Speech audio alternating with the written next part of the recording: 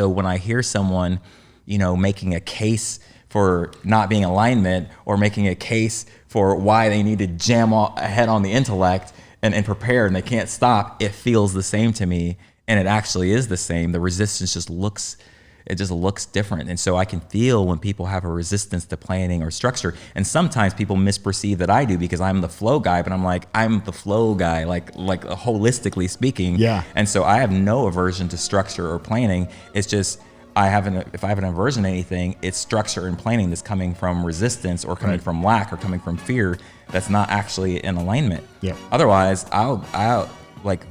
structure and planning ideally is something that magnifies flow.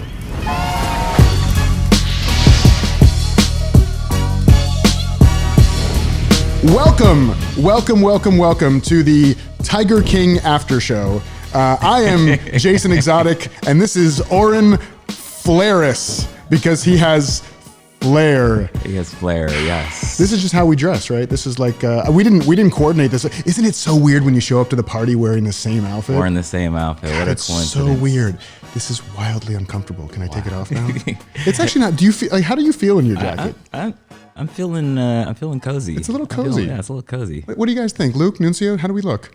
You think we look good? You guys are fucking liars. You can see it in your face and you're like, yeah, JG, you look. They're like, yeah, Oren looks great. You look like crap.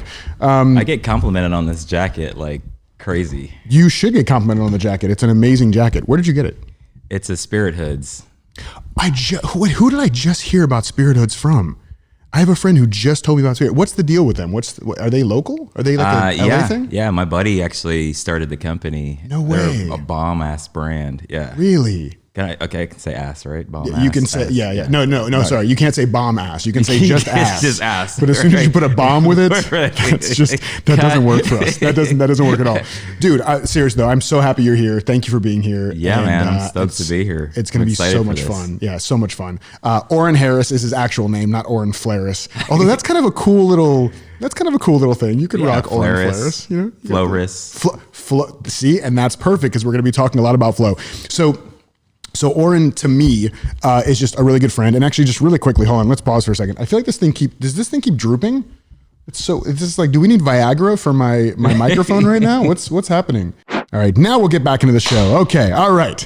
Take 17. All right, so Oren, I'm super excited you're here, man, and we're going to talk about so many fun things. And who you are to me. How did we meet? Do you know the story of how we met? I know where we officially met in person. It was at Nicole's open mic.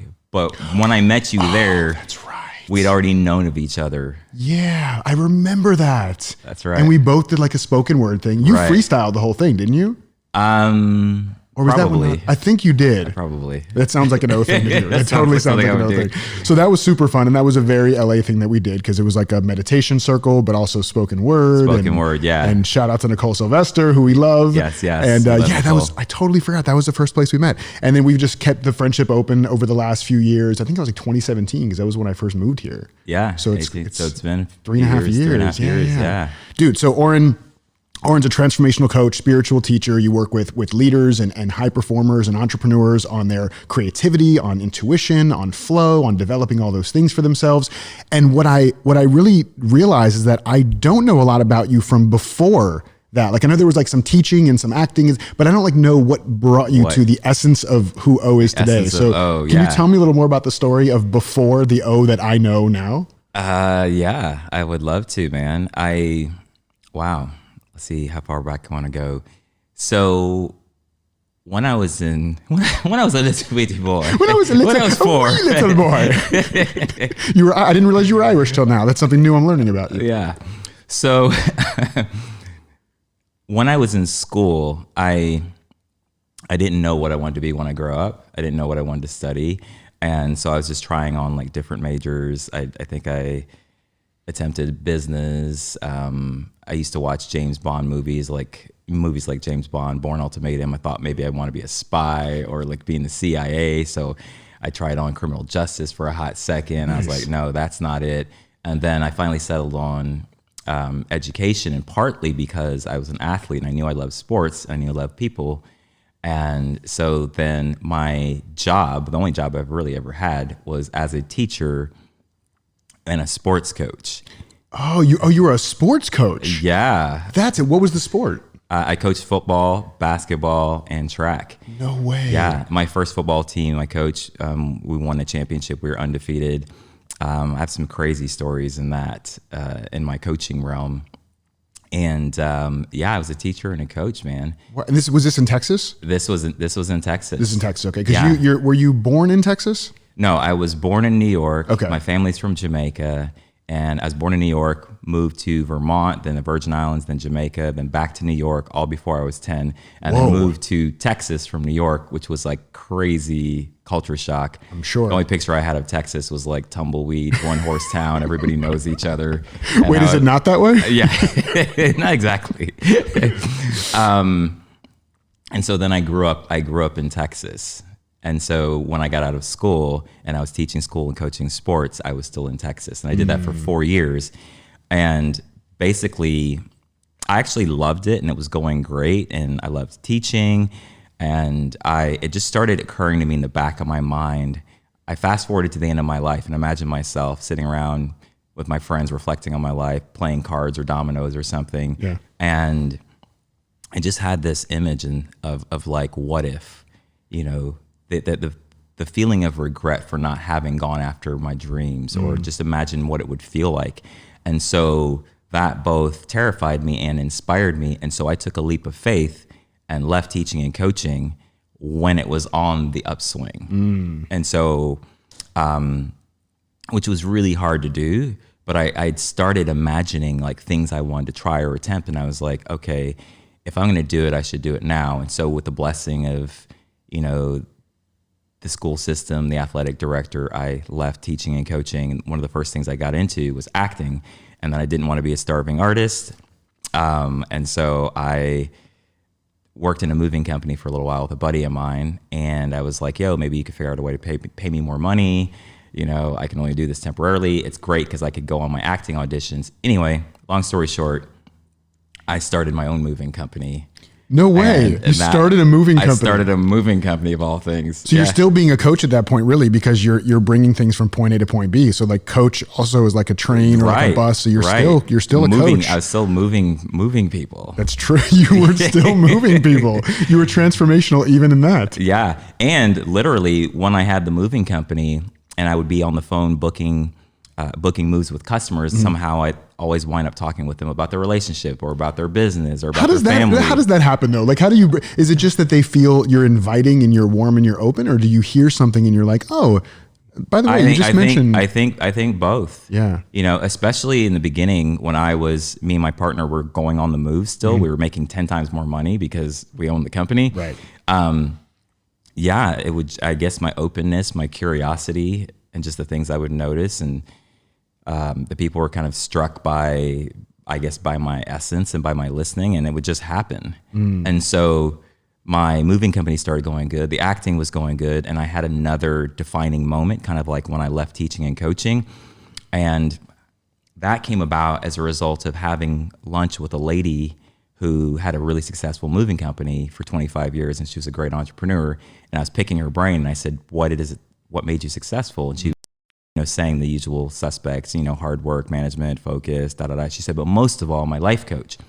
I'd heard the term life coach before, but I didn't really know what it was. And I was a coach, like I was a sports coach. I was like, She gives me his card. Did I tell you this story before? No, this is all brand new. Like, I love this. I've never heard this story. So she gives me his card. She's like, yeah, you should go check him out and you can see what it's about. She's like, it was a game changer, changed my life forever.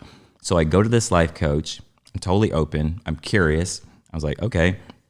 And I had a session with him and I had a breakthrough. And I'd already considered myself at that time to be pretty self-aware and to know myself pretty well. But I had a breakthrough in who I thought I was. And I saw something about myself that really was enlightening, right? And so then I did the same thing that I did when I'd made the transition from teaching and coaching. I was like, okay, what am I really, really, really here to do? Like, what is it that I was uniquely designed to do that only I can do? So I went into deep questioning again as a result of being humbled and inspired by that one coaching session. And in my listening, it was almost like I had a revelation. I realized that I'm kind of like this coach guy. And I looked at the moving company and I was like, oh, that's what's kind of happening here. I'm being like a coach, even though I'm not a coach. I'm being like a coach. I'm like kind of like this guy. And then I went back even further. I was like, even when I was a teenager and being a badass teenager, but charming though. So I think my charm helped me not get thrown in jail. Charismatic rebel. The charismatic rebel. Exactly. Yep. I realized that even then when I was a teenager, like I was like the oracle in my group of friends. I was the go-to guy. If we were going to be like maybe get in trouble or need to get out of a situation or need to make like a boss decision, I was like, oh, people have always been drawn to me in this way. So it literally was like a revelation I saw throughout every phase of my life. The essence of what coaching was, this life coach, I'm like, oh, I am that. And so then I was like, oh, this is a career or something that I can do that more directly expresses that. So I literally had a revelation and then claimed it and said, I am that. And I chose that I was a life coach. And I'm paraphrasing here a little bit. Then how I got into speaking was I repeated my strategy. I had lunch I was on a phone call with a buddy of mine who's coaching for Tony Robbins and a buddy of his, and they were both super successful coaches. And I said, well, how did you build your coaching practice? What do you suggest? And they both said, well, one thing, if you're an amazing speaker and you add value, then some people are going to want to hire you if they know you're a coach. And I was like, maybe I'll try speaking. Worth a try. Yeah. I never told you this story. I've never heard this story. That's insane. Yeah. So then I went to Toastmasters because I heard about Toastmasters, public speaking organization. They help you like hone and master the craft of speaking. I went to Toastmasters. In my first meeting, I said, eventually, you sign up to do your icebreaker, your first talk whenever you're ready. I was like, well, F it. I'm going to sign up now. Why not? Yeah. And so I signed up to do my icebreaker. And I was only at one meeting, so I was just like learning stuff about the they buzz you in the and I went home and I wrote this speech that later proved to be really prophetic. Just looking back in hindsight, and the name of the talk was "Who Am I?" And I wrote out this talk, and the essence of it was like, if you would have asked me before, "Who am I?" I would have said, "Oh, I'm a sports coach, I'm a teacher, I'm an actor." But is that really who I am? Anyway, I write this talk out. I'm walking around in my apartment with very little information, mind you, other than shit I've seen in movies or the one Toastmasters meeting, or just I've seen great speakers before. So I was like, who am I? Who am I? Who am I? Changing the inflection on every word to find the perfect spot. Am I? Who am I? Anyway, I was walking around, reciting it, videoing myself. And I was feeling like this angst inside. And I was like, wow, I'm feeling anxious and I'm not even on stage yet. I literally said, maybe this speaking thing's not for me, right? Wow. Maybe I'm not meant to be a speaker, but I'm going to go and do the talk anyway and get it over with and like just say that I did it and complete that and move on with the coaching. So what happened next was, I don't even know where exactly this came from, bro, but I was like, all right, I'm not going to go try to do a good talk.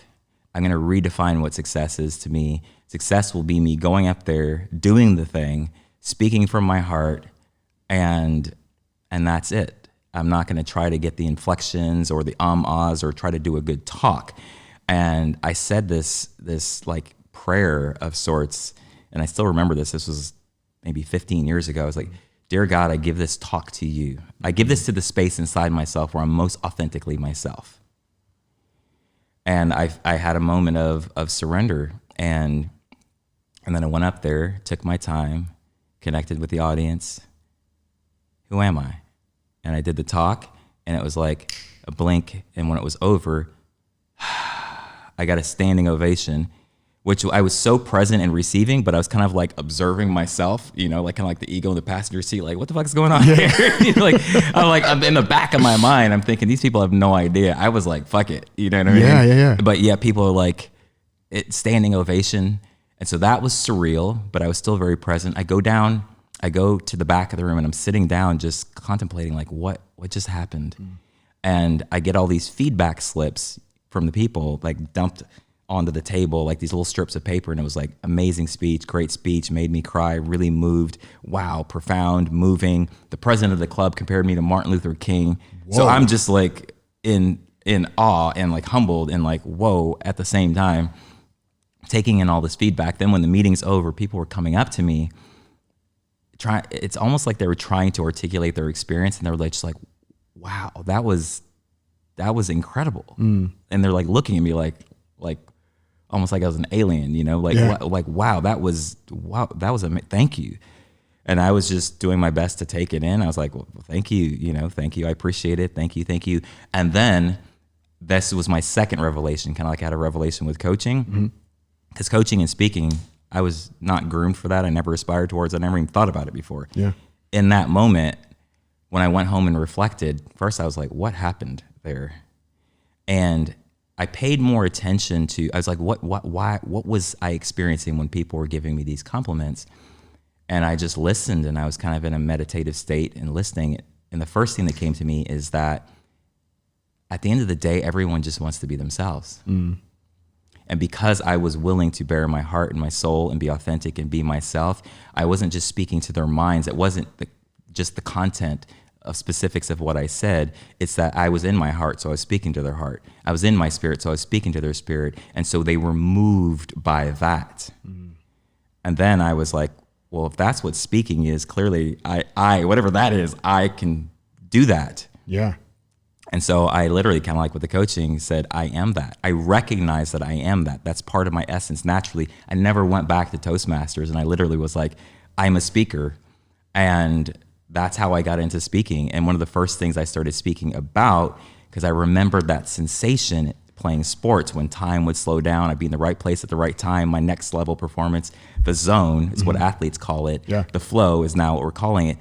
I was like, oh, this is the flow. It's the same thing. And so that became my first speaking topic. And also I dove deeply into the exploration of flow at that time to decode and hack, like, what are the fundamental principles? I mean, like, this is the same thing here as here, just a different expression.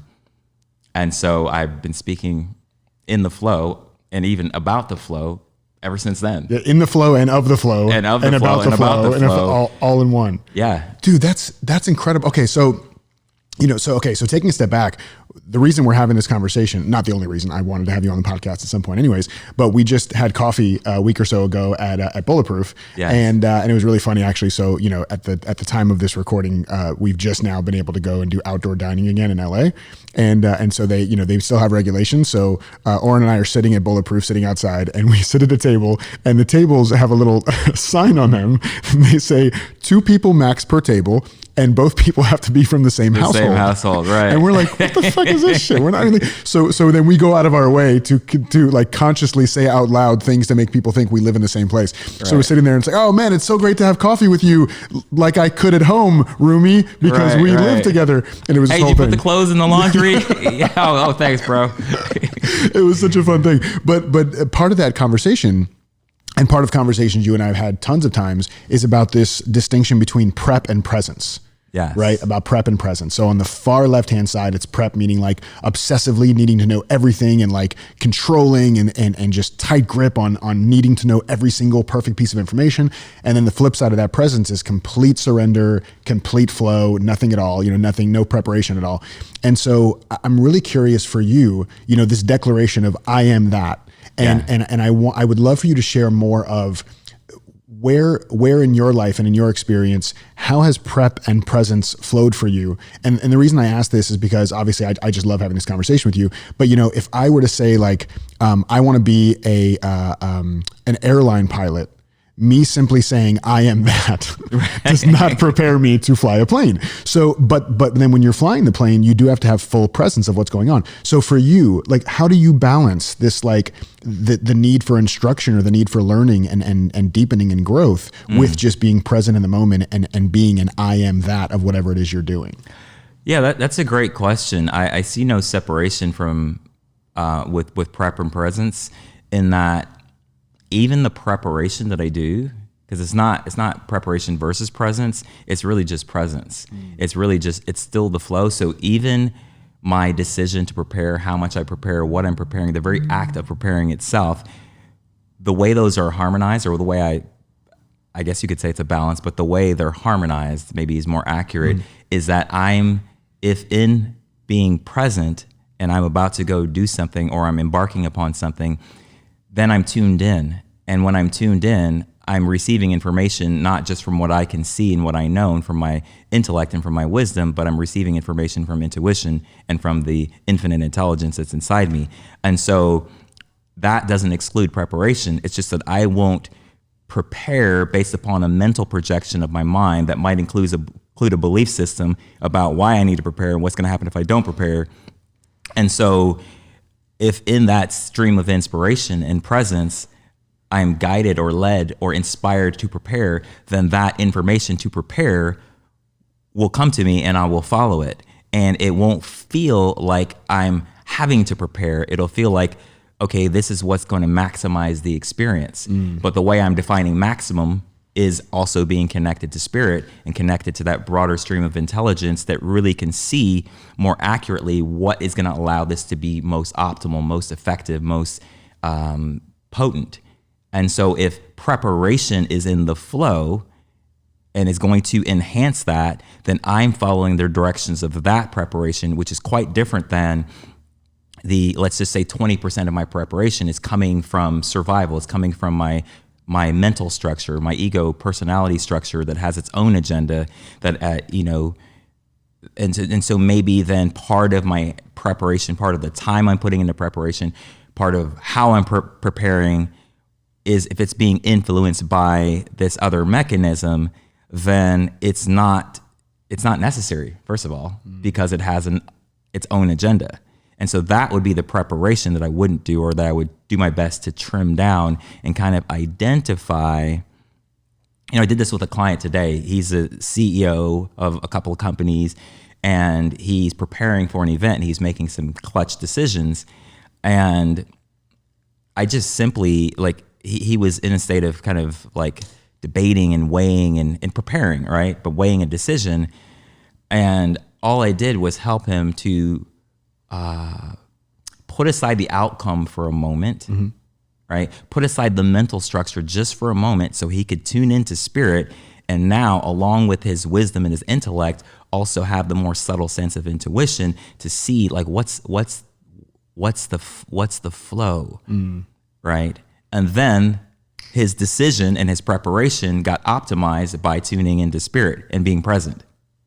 So when you're being present, then you're accessing more of your resources, not just what you know and what you can see and what you've done in the past, which is crystallized knowledge, but information that's maybe of more of a subtle nature. And he also didn't realize that he was in what was influencing his preparation or his decision-making process was also lack and fear. And that's where the identity comes in. It's like, we need to prepare more. Right. But it doesn't know that it could be, if it's all weaved into the same soup, you may not even know that. Right. But you know because you feel it, right? You feel anxious, you feel overwhelmed, Yeah. you feel confusion, you feel like, why is it taking me 36 hours to come up with this decision? Yeah. And that's really, he actually said that. He's like, yeah, it's been a couple weeks. And then in 5 minutes, the decision was clear. So what was the actual, he was conscious enough to know that, okay, this is taking too long for me to really make this decision. But he didn't know why. So he was analyzing that only intellectually. He's like, well, weigh the pros and cons. And, I'm not really sure about this. And we could strategize it this way versus this way. That's all the energy of preparation.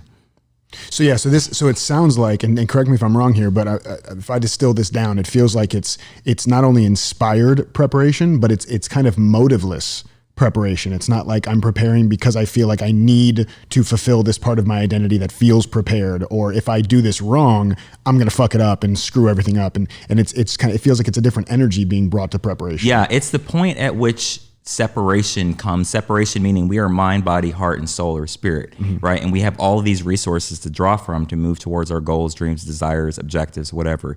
It's the point at which there's a disconnect. And so like the second example in the same call with this client was his book. It's been on the back burner for several months now, and it's like 80% done. So then he bought that forward, and he was basically saying, he felt a little bit stuck on completing the last 20% of the book. And one thing he brought forth was that he gets really jazzed and energized by having a book title. And once he has like the book title, it's like momentum, right? Yeah. And so he didn't realize he was disconnected from spirit, right? So there was the book title was one thing that's important to him. The second thing was previously when he wrote a book and it was a badass book, he didn't, I guess, prepare or think ahead on like the back end with the sales and all these other things that are also important to him. Mm-hmm. And so he wanted to make sure that he didn't kind of miss the full opportunity this time. Mm-hmm. But this is the perfect example of like, he's stagnant, meaning his motion has stopped towards the book. He's trying to generate the motivation or the energy to complete the book, but he doesn't realize that he's holding on to the outcome and the back end stuff and all the stuff that it's not that it's not important. It's just that he's no longer connected to the spirit of it. And as soon as I recognize that when he started talking about it, the moment he said, this book's gonna make a massive fucking impact. Mm-hmm. Like I can feel it. Yeah. I was like, that's the spirit of it. That's the why. But you see, it's almost like an unconscious negotiation with spirit, because he's like, well, once I figure out the book title in the back end and figure out the logistics, then I'll connect back to the stream of inspiration. Mm-hmm. But the stream of inspiration is the intention. It is the power that's empowering the project in the first place. It is the main point, which is impact. You see, and it's not that the back end stuff or the preparation is not contributing to the impact, because it is. It's just that the moment you disconnect from the spirit and the powerhouse of energy that's moving you in the first place, and you kind of trade that off and go, hold on, let me jam up the hose and the power source of the flow, then now you have to use mental energy alone to try to generate the action versus connecting back to spirit. I'm like, forget, you're like getting ahead of yourself. Yeah. Just for now, just put down the back end stuff, put down the outcome, put down the strategy for a moment. Why are you doing this?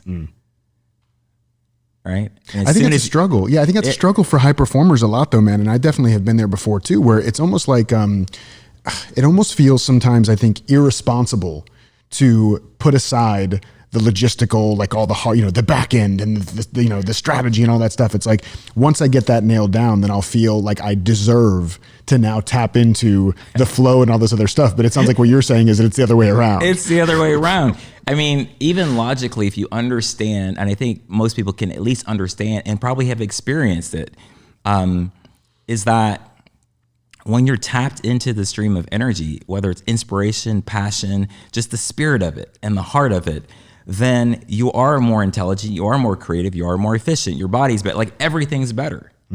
So it's illogical to me even to prioritize or to create a weight, the waiting, like let me wait on connecting to that because there's this other stuff that's important. One of my favorite quotes from years ago, I think from Abraham Lincoln, was, if I had an hour to chop down a tree, I'd spend 45 minutes sharpening my axe. Right. This is the equivalent of sharpening your axe, connecting to spirit and whatever is going to do that, connecting to the heart of it, the spirit of it, because that's not only what is the main fuel that's moving you and what will move you through the ups and downs and the challenges, but it's also what's moving the people. It's like if I'm doing an event, my event, the O experience, right? And I get this inspiration. So you're in spirit, you've got imagination, you've got vision. This is still intangible, it's spirit. You start to fill in this vision, you're still connected to the spirit of it, connected to the impact, connected to the heart of it, the care, impacting people. And then as soon as you start like mapping out, the blueprint, right? And then the plan, and then you go into action, what happens, the action would be like whatever's going to need to be done to like, get the event filled up and all the logistics, and then the event itself. For most people, including myself, you're most tuned into flow and spirit when you're in the intention and you're downloading the vision and the spirit of it and the passion and the inspiration. And then also, ideally, once you're delivering the event, because you're in your passion, this is my passion, be on stage and to impact. But it's the steps in between that are also important that we disconnect. And so it'd be like the equivalent of if I get this amazing idea for an event, the O experience, and then when I go to, now I need to get people to come to the event. Even right there, I didn't need to get the inspiration. It came to me. I tuned into the inspiration and I'm following the inspiration. So even the thought that now see, this is where I come back in. Yeah. Where I'm captaining the ship. I, Oren, with all of my skills alone, need to get people to come to the event. But I didn't need to get the inspiration. You see, that's spirit included with mind, body, heart, and spirit. But see, if I move into like, I need to get or make this happen now, then what happens is that power of spirit, that channel, that source of power starts to be diminished a little bit. So then if I say, oh, well, I can tell people about the event, whether that's on social media through articles, video, podcasts or whatever, or I'm sitting in front of you telling you about the event. If it's I, Oren, who needs to get people to come to the event, then I don't have as much power if I tell you about the event. Then I might be like, oh, Jason, I'm having this, event. It's called the O Experience, and I really think it could benefit your business. And I really think that it can benefit your business, and you can tune more into the flow, and you should really check it out. Let me send you a link. Let me send you a website if you want to come, whatever. Yeah. Like, I almost can't do it because that was still like pretty decent, right? But that's like creating a separation now because it's I, Oren, in this energy and this consciousness of I need to get something now or make something happen. So I don't have the full inspiration fueling me versus if I now move into action and I tell you about the event and I'm being the event, I'm actually expressing the inspiration. It's a whole different action now, So how do people do that though? So if you're somebody who typically lives in your brain or you're very analytical or think that like, yeah, I'd love to be connected more to spirit and have inspired action come through me. And you mentioned like being connected to your why. That sounds like one way to do it for sure. Like what other ways do you, for either for yourself or for your clients, like how do you shift people out of this like fully analytical, tight grip on everything? I need to figure it all out with my own intellect only, and there's no space for wisdom or anything else to come through. How do you transition people into spirit like that? Yeah, well, I can give some ideas about that. And I guess it starts from a perspective shift, right? The perspective I'm operating on when I say full power, inspiration is a source of energy. That's what's happening when we're in a flow state. We're somehow connecting to that stream, whether you call it inspiration, passion, curiosity, whatever. Somehow we are submitting, surrendering, connecting, and allowing that, right? So I'm saying, first of all, to realize the impact that has on the things that are important to you, which are, whatever it is that you're doing as you're moving towards your goal. So there's that. And once you understand and you value that, then cultivating that becomes easier. And one thing that's very helpful is being aware. Like for me, if I go into action or make a plan, or if I'm just in the little micro moments of the process of making decisions, should I do it this way or should I do it this way? I'm still tuning in and feeling like if I come up with an idea, like with my client, when he's sharing with me today, he's like, oh, or maybe we can, have people be able to invite people and give them, a certain amount of people they can invite for free. When he's talking to me, how it feels is that it doesn't feel like he's connected to spirit. So the energy drops is one thing you can be aware of. That's one pretty reliable indicator that your mind is being too involved in the process if the energy drops. And so this is one kind of indicator. If you notice that the energy drops, then the ability to read that, is this because I'm in resistance, or is it because I'm too much in my mental, or I'm making assumptions and I'm not connected? So if you have that awareness, then you can correct course, maybe zoom out a little bit, connect back into why am I doing this, and then prioritize connecting back to the stream of spirit, and then go back in and look at the decision again. Because once you shift your state of consciousness and your state of being, it's a whole different ball game again. So then you can reevaluate the decision or whatever it is that you were kind of wrestling with. And now that power of the spirit is flowing through the action, because all actions are definitely not created equal. Yeah. The impact and effectiveness, the impact of an action has to do with more than just, the clarity of what you're doing. It has to do with who you're being, because that's what's infusing the action. Yeah. So it's interesting though, because I think it's cool because the example you gave about him saying, like your client saying, we can give a certain number of people, they can bring people for free or whatever it is. It sounds like the action could remain the same, Right. Even after you tap into it, but the energy you would bring to the action when you're not tuned in is going to give you a totally different result, potentially, than the result you would get from doing it when you are tuned in. Is that kind of what you're saying? Not only can it give you a totally different result, but it has a kind of domino effect, because everything that's building on that action or decision is from the same state of consciousness that you're in.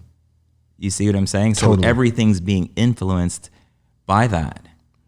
So when you talk about, so now let's kind of integrate this in with kind of your definition of flow. So when you talk about being in the flow, are you talking about, the science of flow? Or are you talking about something kind of more philosophical? This sounds like flow as it relates to spirit. Like what is your definition of flow? When you're talking about flow, what does that look like? Yeah, I feel like my perspective on flow is more of a unified perspective. And that's why even when I speak about things in terms of, we're, body, mind, heart, and spirit or soul, like we're being a fully integrated being, it's about having the whole team on the same beam, right? And that's one way to say that we're in alignment, and that's also one way to describe flow. And so I can speak about flow and accessing flow from a scientific perspective, from a perspective of mind or body or energy, but how I'm looking at flow, if I take a step back, is more holistically from all of those perspectives and the alignment there, right? And so on a level of mind, our beliefs about ourselves, our belief about the world, the perspectives that we are holding can be flow enhancers or flow blockers, right? Okay, yeah, so say more about that. So what does a flow enhancer versus a flow blocker look like in our lives? Well, it's so natural for us to make assumptions just based on past experience, right? Like with my client, for example, his experience has shown him that when he has a really dope book title, then the floodgates are open and the rest of it just fills in, right?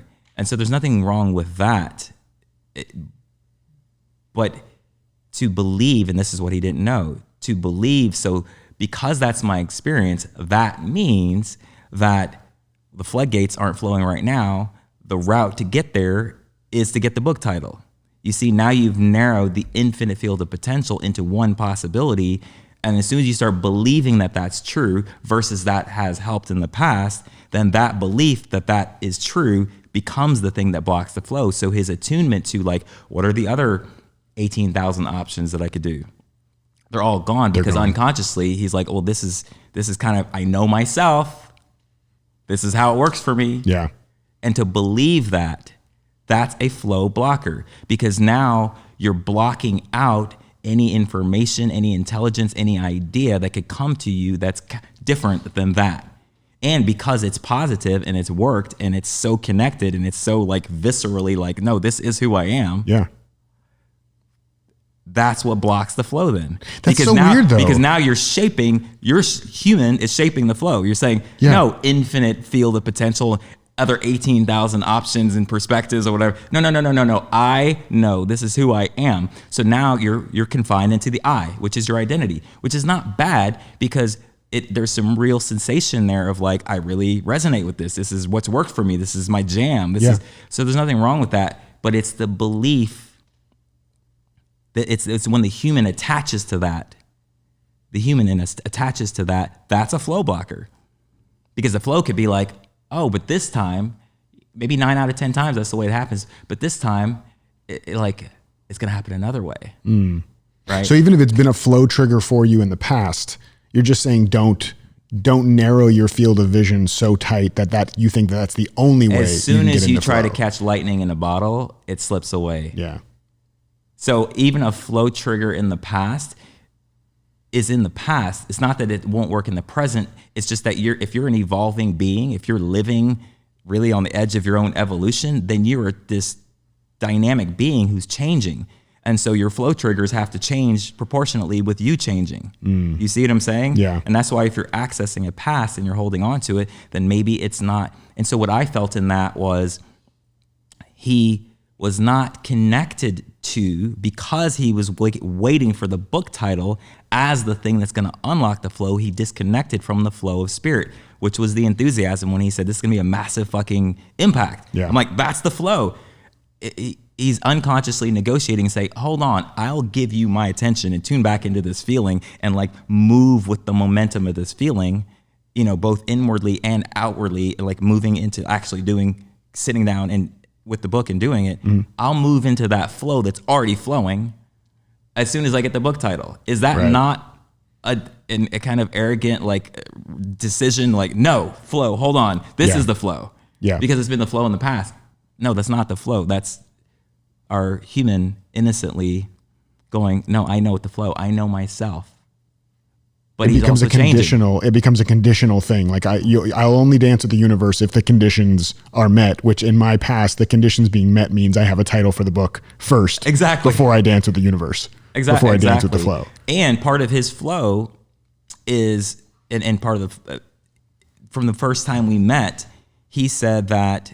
And I'm just trying to describe it as part of the flow. Part of his evolution, which becomes part of what shapes our flow, is that he is moving more into surrender and his connection with spirit and God, and infiltrating that into more of his life, into his business, into his relationships, not just when he's reading the Bible, for example. So to me, when something like that awakens in someone, like internally, and they're moved towards surrender, not because they think they should, but they're like, man, I really resonate with this and connecting more to God, then now that's shaping his flow. So his flow is different than it was in the past. That is shaping the flow. So now when he's making a decision, I just reminded him is that him holding on to the familiar, get the book title first is like negotiating with God or the inspiration. I'm like, you're literally... You see what I'm saying? Yeah, and so if he's measuring the past, he's still not the same person he was in the past because he just now got the I guess, inner calling to partner more with the divine and to surrender. Is this a willingness thing for people? Like, do you feel like most people get this intuitively, but they're unwilling to allow it to happen because of some belief, like I need to control the thing, or if I don't control the thing, I'm being irresponsible? Like, what do you think really separates people from being in that place way more naturally and way more often? Definitely it's on a level of belief, right? Because and we're most asleep in our belief when we believe it's true. We're most hypnotized by it when we believe it's true. And when we're really believing it's true, we call it I. You're like, that's me. That's just me. No, it's not. It's a belief. It's a perspective, right? And so I would say the foundation of it is a belief. If I were to add another important layer to that, it's also emotion. One of the reasons why we hang on to beliefs and identify with a belief even and really start to say it's who is because we may be avoiding an emotion or trying to generate an emotion or trying to avoid an emotion. So right at the point where, let's say I challenge him, it's like, well, is that true though? The identity is undergoing an identity crisis and there's an emotion associated with it. And so that resistance to letting go of the belief for a moment, you'd have to be in the unknown. His sense of self is now like, okay. And so that's the emotional part of it. It's like, okay, momentary feeling uncomfortable in the unknown, unstable. Well, if I don't go with what I know, then who am I? Then how do I, but see, in this example, it's not like he's consciously thinking that at all. Right. Because he's just like going with what he knows. Right. And that's a source of power. That's where knowledge is a source of power, and even self-knowledge is a source of power, but it becomes a limitation if you're evolving and going to another level. The same thing that got you where you are won't get you to the next level. Yeah. So this is at the doorway of his next level, and he realized that. So this is a fundamental shift of his identity, which is now on a practical level, changing his thought process and his decision-making process, right? So to answer your question, it is on a level of belief. We just don't always know what those beliefs are unless we slow down and get present and even listen to our narrative or our storyline. Like, well, I need to do this because if this, then that.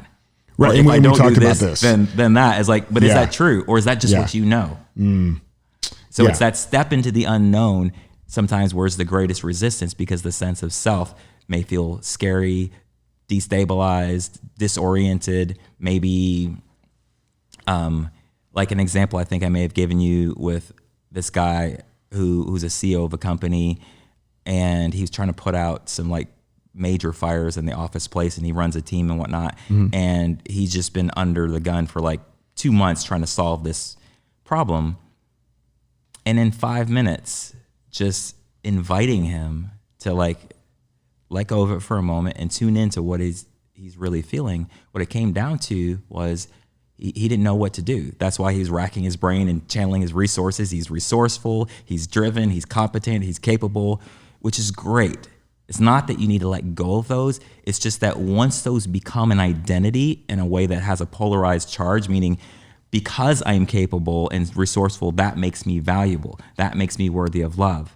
That would mean the opposite is true. If I'm not able to figure something out, then subconsciously, then I'm not as worthy, I'm not as valuable, I'm not as strong, I'm not as significant.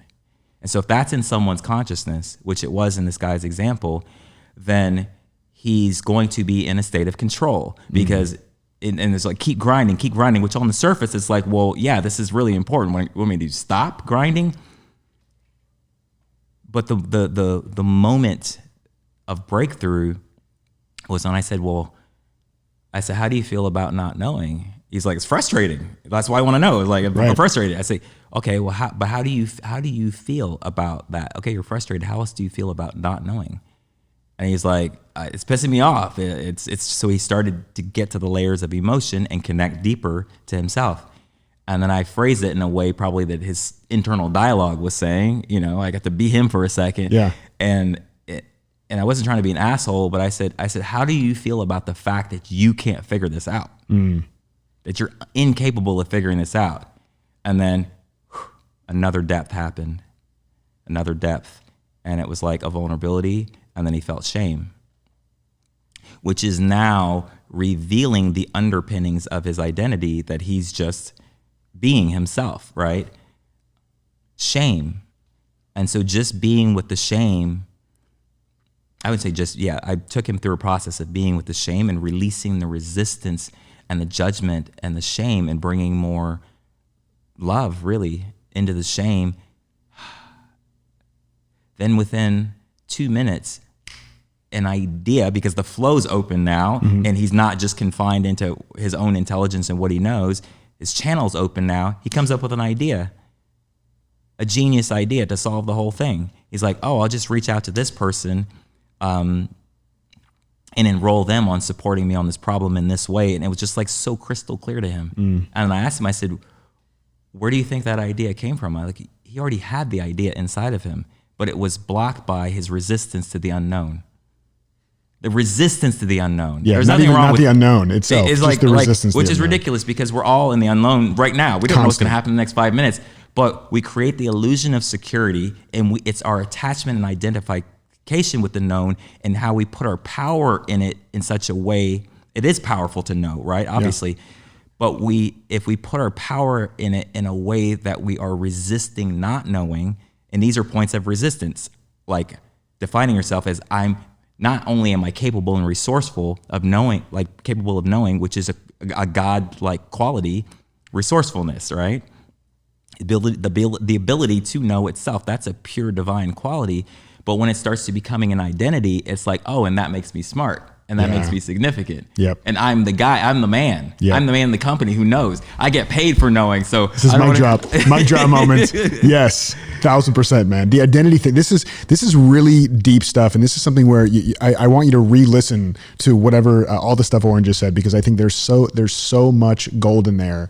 It's like, it would be like saying like, I have fingernails, but I am not fingernails. Like fingernails are a part of the way I show up in the world, but I would never define myself by my fingernails. And yet I'm very happy I have them because they are a tool that I can use. But as soon as I start identifying with them, then what happens if like I break a nail? Am I broken?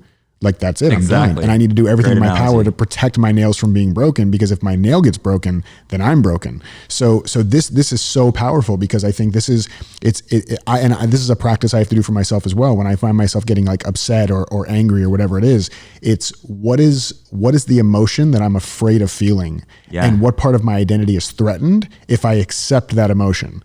Right? So if I accept that emotion or feeling of like, I don't know what to do next, I don't know how to fix this thing, then I would have to allow my identity of somebody who always figures it out to die a horrible death. And I don't want a part of me to die. That's uncomfortable. That's not fun, but it's exactly what's going to free me to get back to being able to use my resourcefulness without having an identity tied to my resourcefulness. That's exactly it. And all fear is a fear of feeling. We could say, no, I'm afraid of my business failing. I'm afraid of my health, but it all comes down to a fear of feeling and resisting feeling one thing. In this example with this gentleman, it was just shame.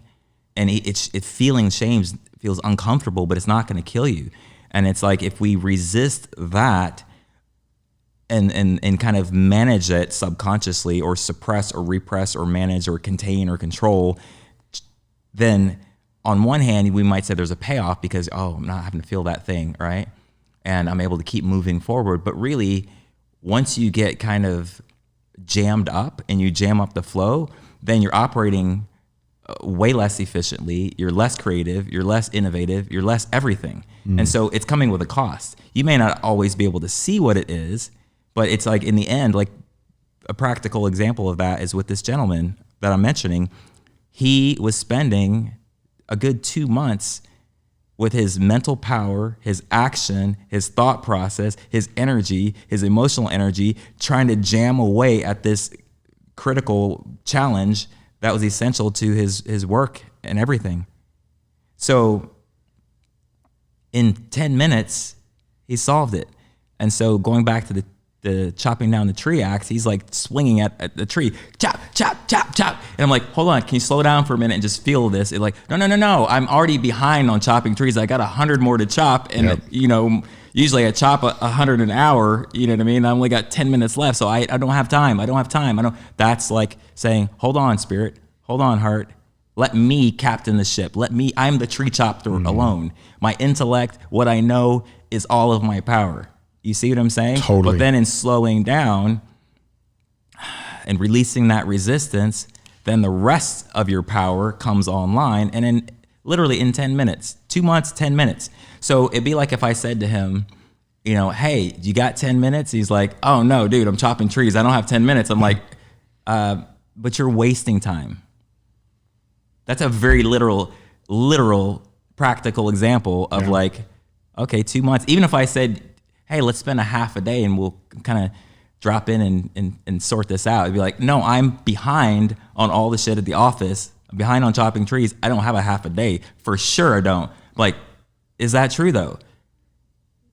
You see what I'm saying? Right. Yeah. You have time to do it continually ineffectively. Right. And inefficiently. You don't have time to slow down and potentially do it the right way. I remember I had a client one time, a guy in the UK, and he was really trying to find new clients for his business. He was a business coach, and he was trying to find new clients. And he told me the story. He was sitting in his office one day, and he's just like racking his brain. He's like, I gotta get clients. I gotta make money. I gotta find clients. And his wife comes in and says, honey, my brother's on the phone. He's having so many issues with his business. Would you mind talking to him about some of that stuff? Honey, I can't right now. I'm trying to find clients for my business. And he literally like kicked her out of the room. And then 3 seconds later, he's like, oh, wait a second. What the fuck am I doing? Like, this just came to me, and I was literally forcefully, intentionally pushing it away because it didn't align with his identity of how he gets clients. Exactly. This is how you get clients. You do X, Y, Z. So when, 3 to the 4th power divided by Q shows up, you're like, that's not the equation for finding clients. So it's really opening up to what's available here. Right. And going back to your question of like how to what can you do? It's just, it's opening up and really prioritizing what I'm calling connection, what I'm calling flow, ways to connect to the flow, to connect with all of you, not just part of you. So if you're, it's like when people say, oh, well, part of me feels this way and part of me feels this way. It's like you've got a committee and all these different parts of you. Like, how about there's one you? Right? Yeah. Because it's already going to be more complex if there's like 18 people, trying to steer the ship. Yeah, I've heard this. Somebody, I don't remember who said this before, but they said, people who are out, who are, maybe are homeless and have like quote mental issues, and they're talking to themselves when they're walking down the street. They're actually way more mentally sound than we are, because we're having all that shit happen in our head all day. At least they're having a real conversation out loud and working it out, right? Exactly. So it's just so crazy how those identities and those voices can run what it is we do. So when you think about your own creative process, because you create a lot of things. You create experiences, and you create music, and you create coaching, and you create, talks. You create a lot. You to me, you are a prolific creator. So how does it work in your creative process? Do you get, quote, writer's block or creative block? Like, do you get into a place of resistance sometimes when you're creating? And if so, what does that look like, and how do you kind of overcome that? Yeah, for sure. I'm seeing a theme here, and I'm remembering we were talking about transition, at lunch, and transitioning from maybe in a bigger transition in one phase of life to another, or maybe, but we're talking about transition. That's part of the process, the alchemy, the inside out.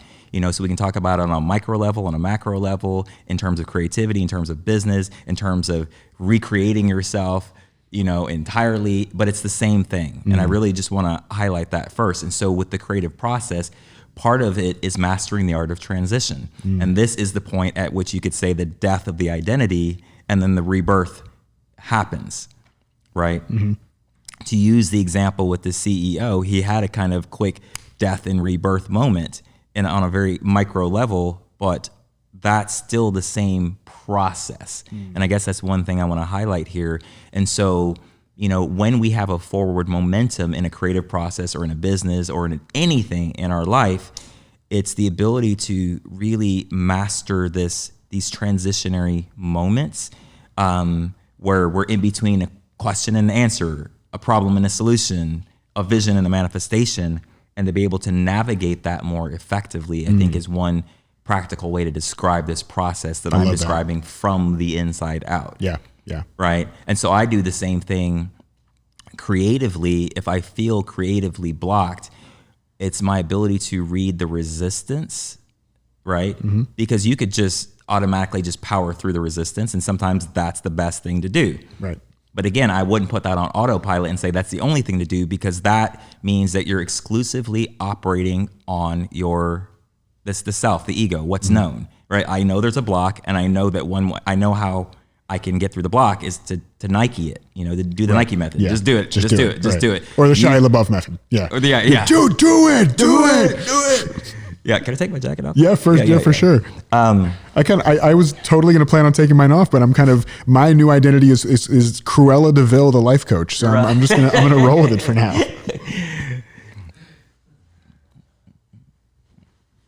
So this goes back to harmonizing and seeing that there's no separation between presence and preparation, between intellect and intuition. And so I'm pointing at the harmony point.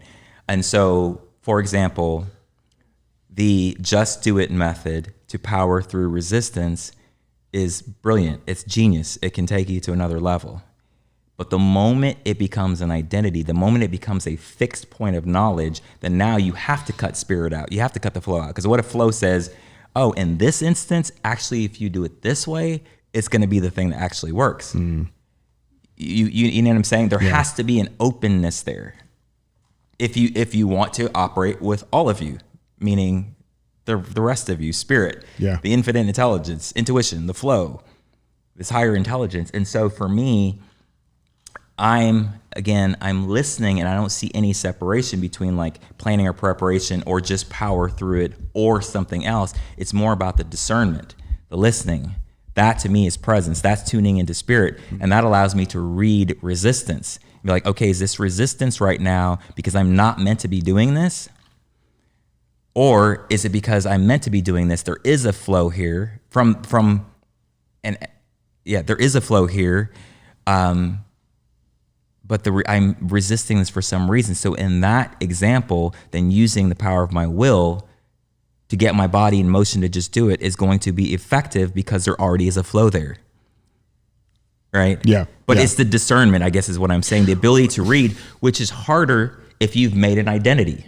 If you've made a fixed point and said, no, this is who I am, or this is the way things are, then you're going to be on a kind of autopilot that at some point is going to block out a greater intelligence from actually informing you in the moment. It's like procrastination, for example. If you have a judgment on procrastination, then that could be limiting in the sense that it might be harder to discern in the moment.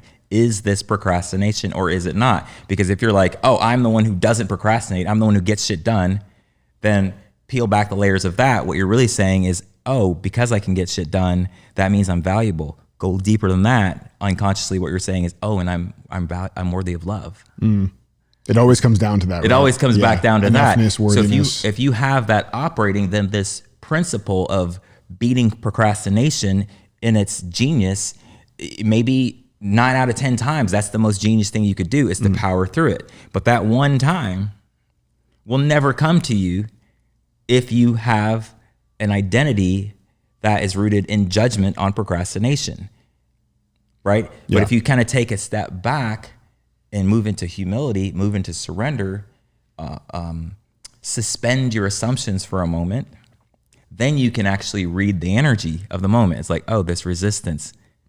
Oh, yeah, I should power through this. I should move. Oh, this resistance.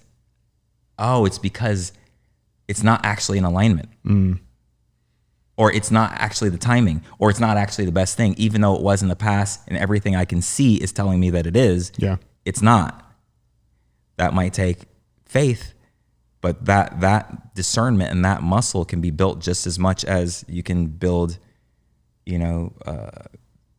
empowerment, I guess, on knowing and being able to power through something. Yeah. So that's in my creative process.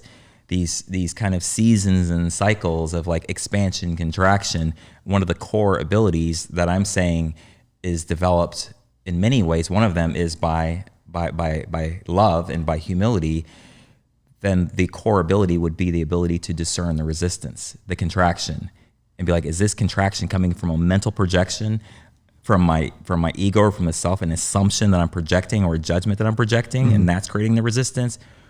Or is it coming from I'm resisting doing what truly needs to be done? And I guess I'm defining truly not just from my perspective, but from a perspective of the flow, which is connecting to spirit, which is connecting to the broader intelligence that knows what's optimal for the moment. So how I'm aware of that is like, I can observe it in my thought process, like overanalyzing. It feels a certain way, and it's most obvious if you're consciously doing it and you're just making shit up. It's less obvious on a feeling level, but that can be also felt. And to me, it feels like if I go, oh, should I do this or should I not? I can feel into even my thought process. You can take the feeling and ride it back to the thought. Exactly. Right. When you feel the thing, you can use that to track backwards to, well, what is it that I'm thinking that's causing me to feel this way? What part of my identity do I think is threatened? What feeling am I trying to avoid? Yeah. And even where's this thought coming from? Yeah. Like if I'm weighing pros and cons, or trying to weigh the decision, should I move in this direction or this direction? I can feel if I'm answering that question from the identity that's holding on, or if I'm truly receptive. That's really interesting what you said, and I'm not trying to get overly lofty or be on a soapbox or anything, but one of the things you're saying, well, there's an implication that I feel in what you just said that has farther reaching applications than, oh my God, there's literally, for those of you watching the video, we just have an entire Chihuahua has now become part of my couch cushion because of this jacket. There's something in there that I heard, essentially was that don't try to be a purist. And what I mean by that is like, if this is the way it's always worked, don't be such a purist. Don't be so tied into that one way of doing things that everything else gets negated. And the reason I said I didn't want to get on a soapbox is because I'm just thinking about like any major conflicts that we have in the world, it's probably driven by people trying to be purists. Yeah. They are completely either terrified or unwilling to see any other way that it could be possible, that any other explanation that could be possible. So it's this interesting notion that I feel like you're bringing up of like, don't be a purist. Don't be so attached to anything, whether it's a method of doing, whether it's a thought process, whether it's an identity, whether it's a belief system. Just don't be so attached to any of it. Yeah. And it's even speaking like to people who are very scientific and logical, I can say it in a very scientific and logical way to maybe open up the flexibility and the openness and humility. It's like we constantly defy our own logic. Like historically speaking, we say something's impossible. Oh, but now it's possible. Oh, that's impossible, but now it's possible. Right. Oh, that's impossible, but now it's like, you would think that could humble the human mind to some degree. To say it's like in our own lives and collectively, we're constantly going based on our limited perspective of knowledge. This is what I'm calling the limiting part of holding on to knowledge and having it be the gospel and being so rigid. We're constantly defying that, and it's a kind of, I don't know, arrogance in a way. And so it's rigidity. It's just rigidity. There's no flexibility whatsoever. And so I think that most people have an evidence of like breaking through that rigidity and experiencing new innovation, new life, new whatever. And I think most people have experiences, even though they may not consciously architect it, they may just kind of slip into it or be forced into it, of when somehow they got beyond the rigidity and like beautiful things happen, insights, revelations, new experiences, all this positive stuff happens. I think the fragility of it, the kind of vulnerability of it is like, if we're really being honest, it's like, yeah, but can we count on that? Like, can we control it? There it is. Can we control? That's the thing. I want to get back to a place of control. Even I want to control spirit. Like I can't. That's the entire and that's definition. What I'm saying is like we have evidence on both ends. The consequence of trying to control it and how that can cut off the stream. And most people have evidence on the other end. However they get there, whether it's through an act of wisdom or they get forced into it, and the rigidity breaks for a moment. And then most people have an experience of like, whoa, where did that come from? I didn't see that coming.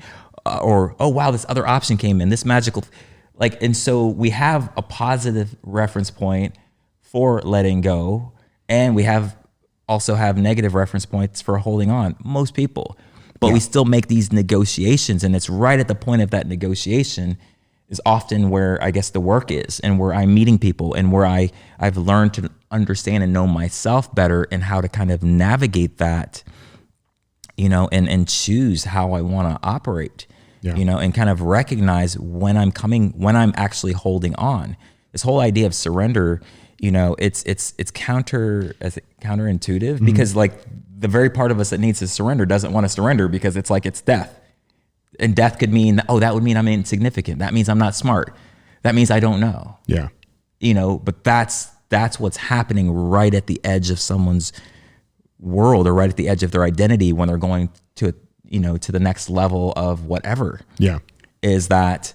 And so to me, I've established a value experientially and understanding of letting go. It's just like establishing a value of going and doing a, Barry's boot camp and getting your ass kicked because you have a vision of creating an amazing body. You've established enough of a value so that when you're getting your ass kicked and when it's hard, it's worth it to you because you've connected it to your desire. You've connected it in your heart, mind, body, and spirit. And so then it's worth it to you. So to me, I guess one of the things that I'm kind of doing or attempting to do is establish a value. And in particular, when I'm like working with visionary entrepreneurs, world-changing people who are highly capable and highly resourceful, is establish a value on letting go because it's uncomfortable. But part of the reason it's uncomfortable is because we're resisting it. Right. And so it's kind of like breaking down the science of surrender. Surrender is a letting go of control, not letting go of a goal, of a vision, of what's essential, of what's important, of what your intention is. It's letting go of control. But what is control? That's what we're describing, the nuances of what is it control? What is it? And the mechanism of control is held in by these resistance to things like shame or what would it mean if you don't know? And then the belief structure, as I was saying, kind of gets glued in by the resistance to the emotion or the positive association of emotion or the negative. That's what's holding the belief in place. That's why sometimes, even if you realize the limiting belief, you go, I understand it's a limiting belief, you're still holding on to it. Right. And a belief is like a software that you're putting on your hard drive, your consciousness, and it's animating your world. It's affecting everything. Yeah. Well, and that's why I put, for me personally, my definition of surrender, especially that I've been playing with most recently, it's more about, it felt too much of a shock to my ego to surrender, to like fully let go. And so the extra layer I added in that was really helpful for me was that my surrender is about surrendering about particular ideas, right? So I'm surrendering the idea that I need to control everything versus surrendering control. right? Surrendering control, maybe it feels too big of a how do I just let go of control? I've been controlling everything my whole life.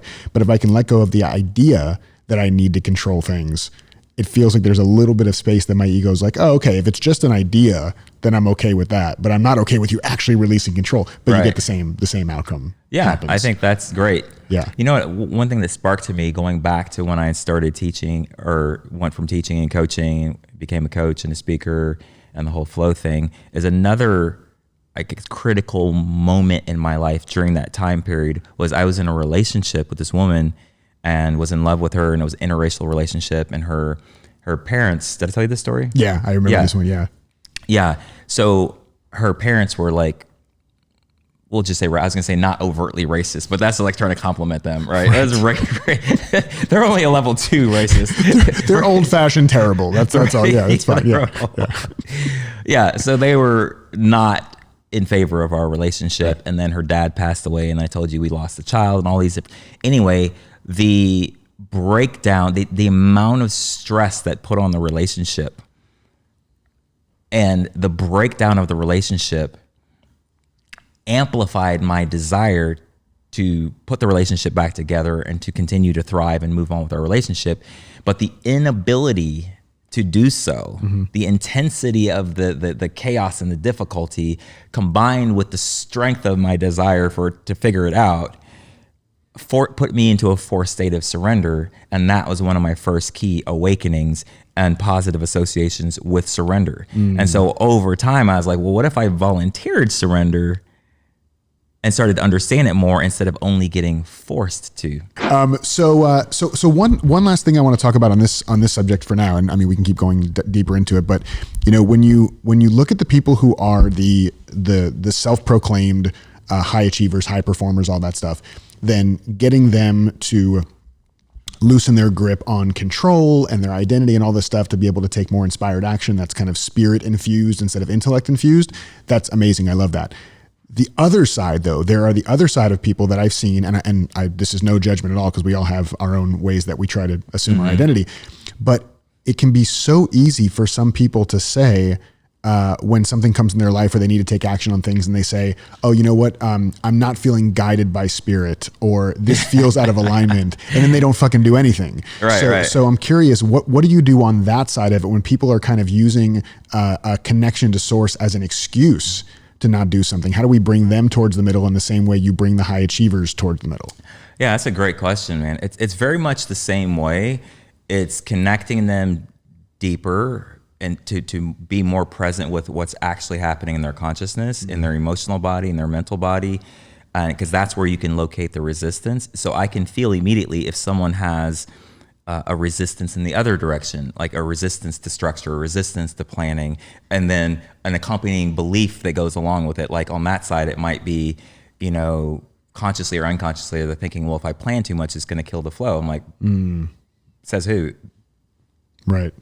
It goes back. It's the same thing I was saying before. Maybe, you know, 10 times in the past when they were planning, for some reason disconnected from the flow. Maybe it's because it wasn't in the flow, or maybe it's because of some other reason. But if they have the experience that, wow, when I went to go plan, I experienced disrupting the flow. That's okay. You know, that's maybe useful data.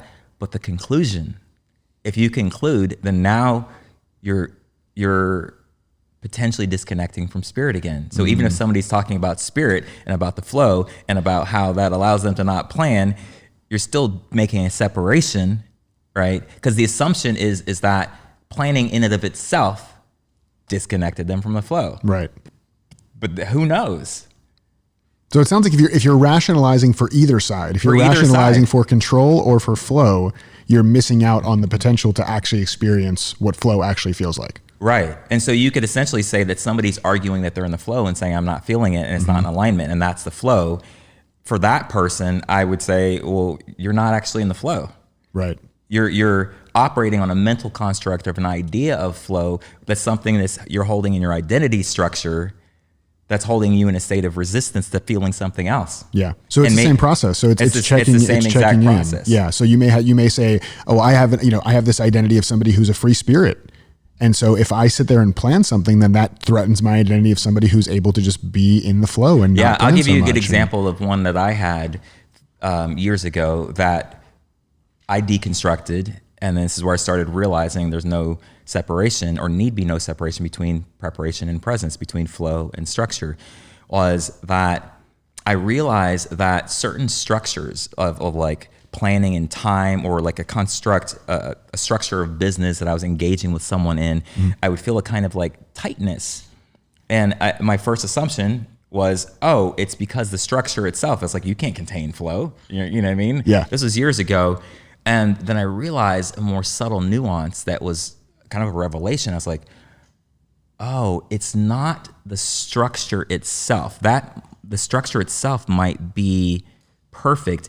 It's the person that's inviting me to the structure, and maybe their beliefs or their ideas. Maybe I'm feeling a rigidness in them, and then that makes me feel vulnerable when being confronted or being in the presence of that energy.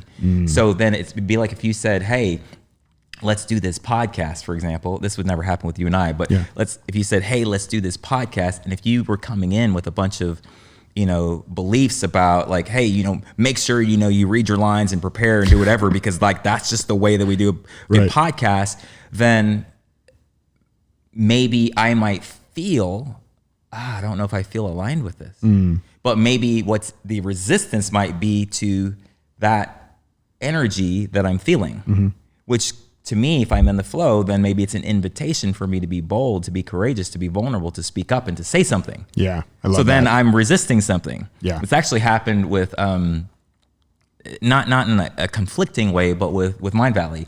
When I did a masterclass a while back, they send me all this preparation stuff, and inside I was like, I can see why they're doing it. I want to respect it, and and I'm in a partnership here. And I was like, but it was kind of making me contract a little bit.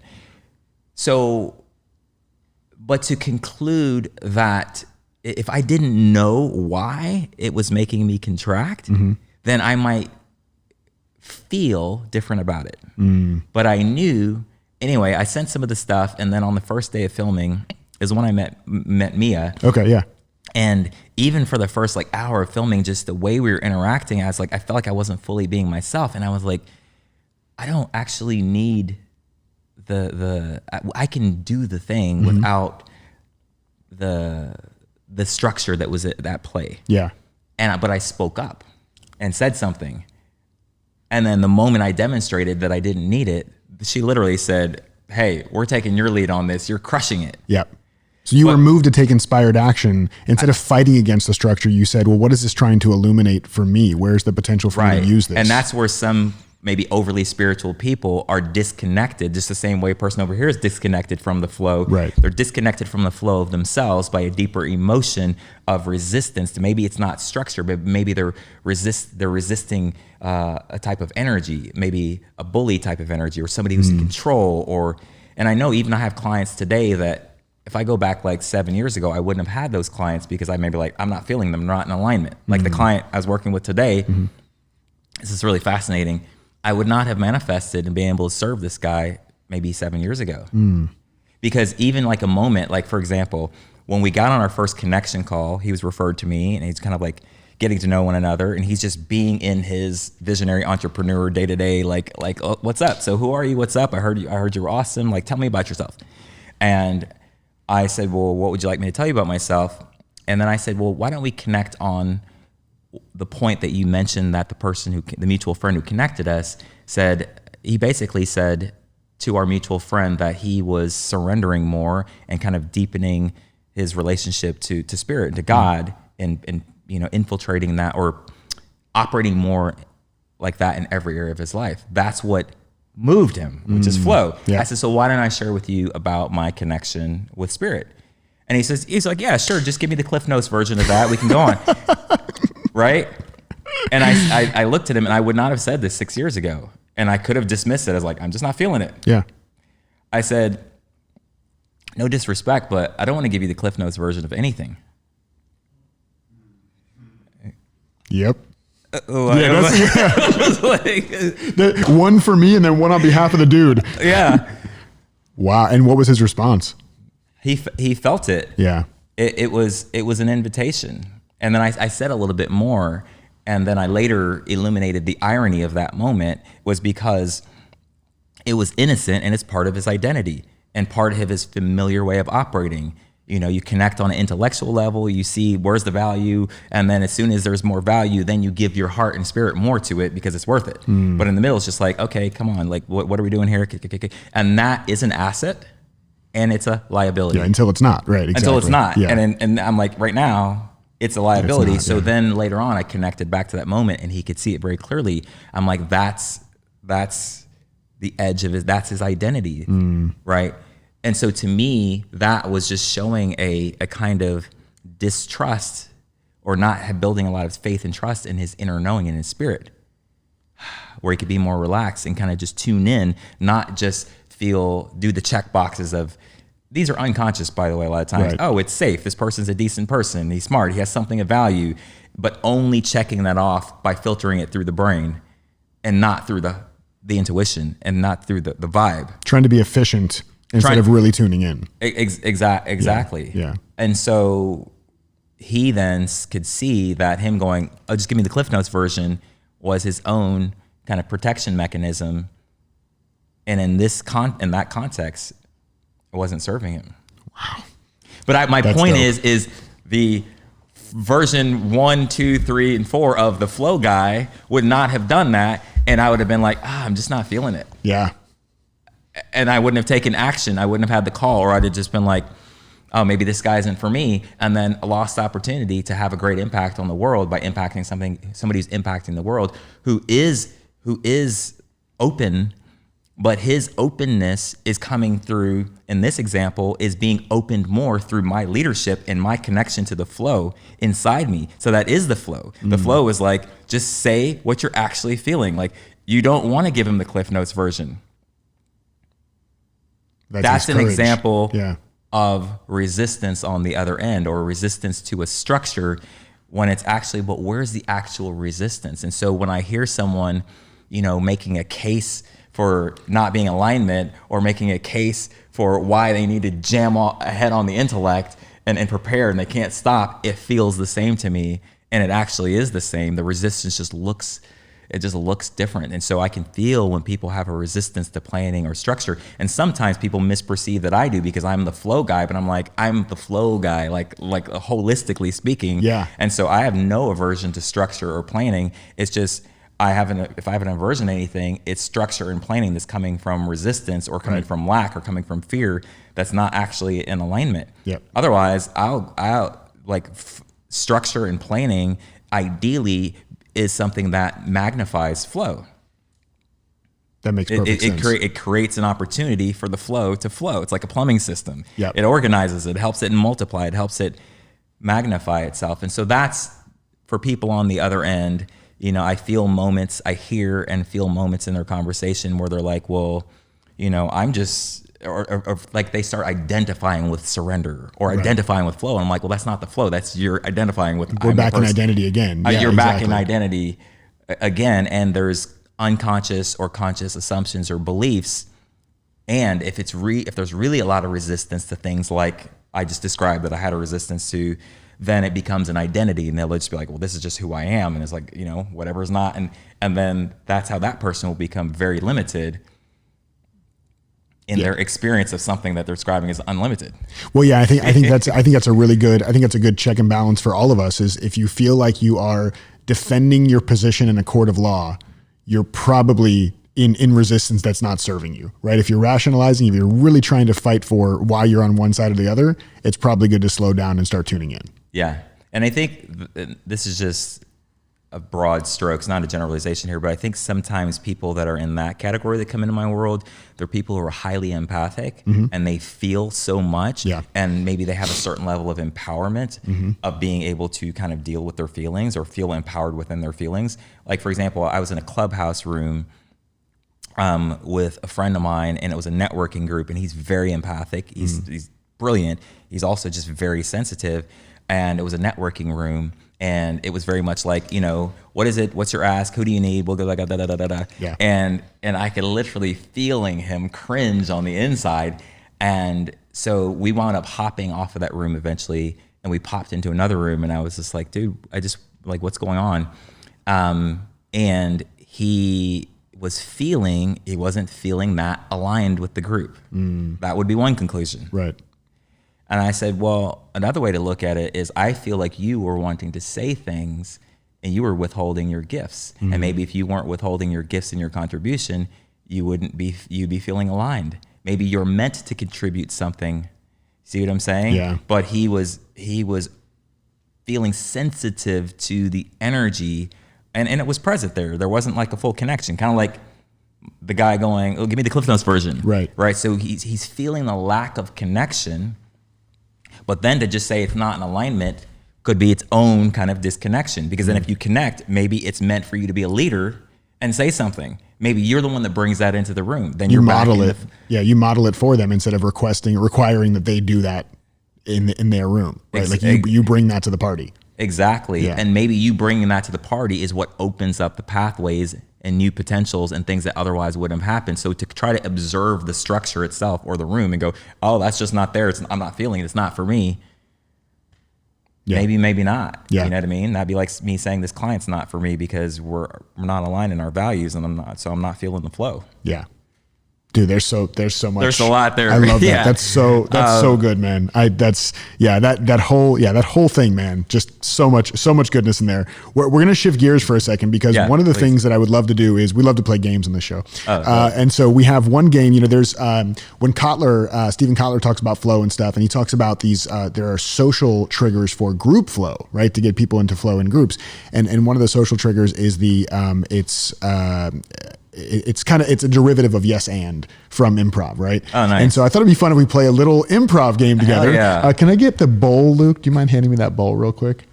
Thank you so much, brother. Appreciate it, man. Got a bowl of marshmallows here that are vegan, gluten-free, GMO, organic. We have all the things.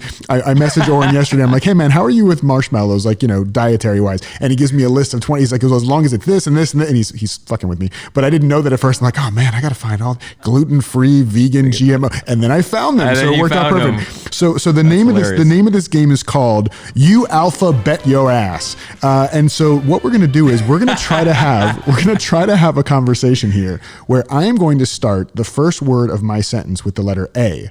Then you are going to respond, and whatever your response is, the first letter of the first word you say has to be the letter B.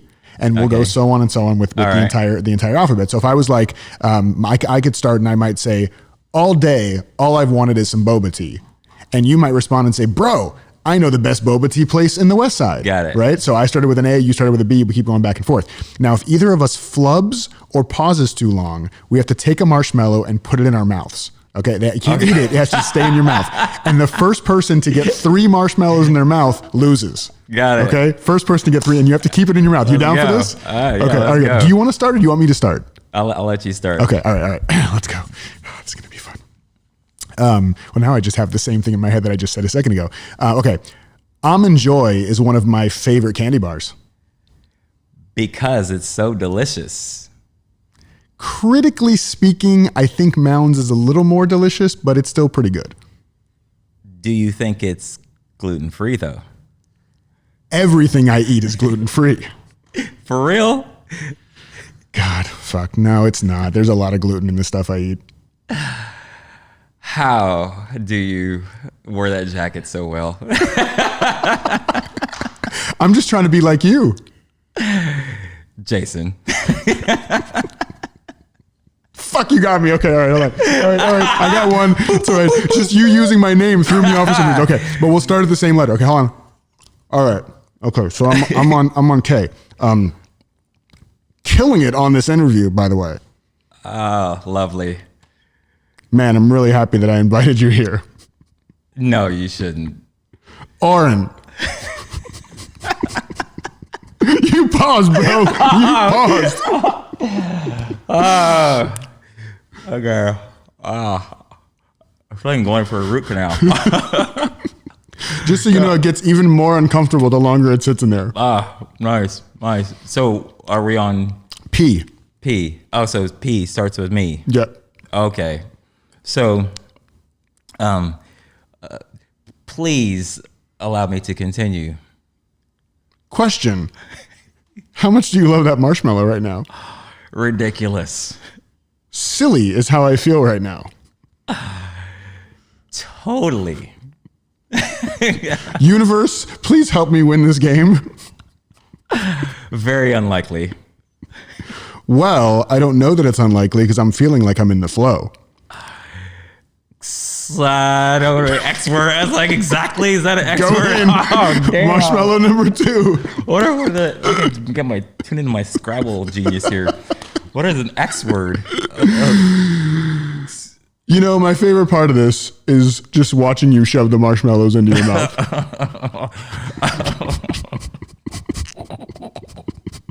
Go for number 3. You paused too long. I game back on. I did a Y. Okay, I'll give you the last one.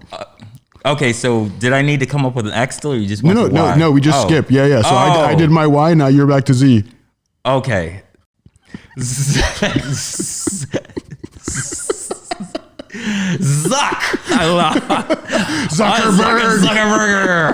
All right, I lost. You got me on the Z. I'm gonna say we tied. That's fine. All right. Now I'm gonna eat the marshmallow because. All right. Do I have to put this last one? You don't have to, but do it anyways. How do you feel? All right. That was. Sorry for everybody listening at home with me smacking my gums. That was YouAlphabetYoAss with me and Oren Harris. Got me on the X and Z.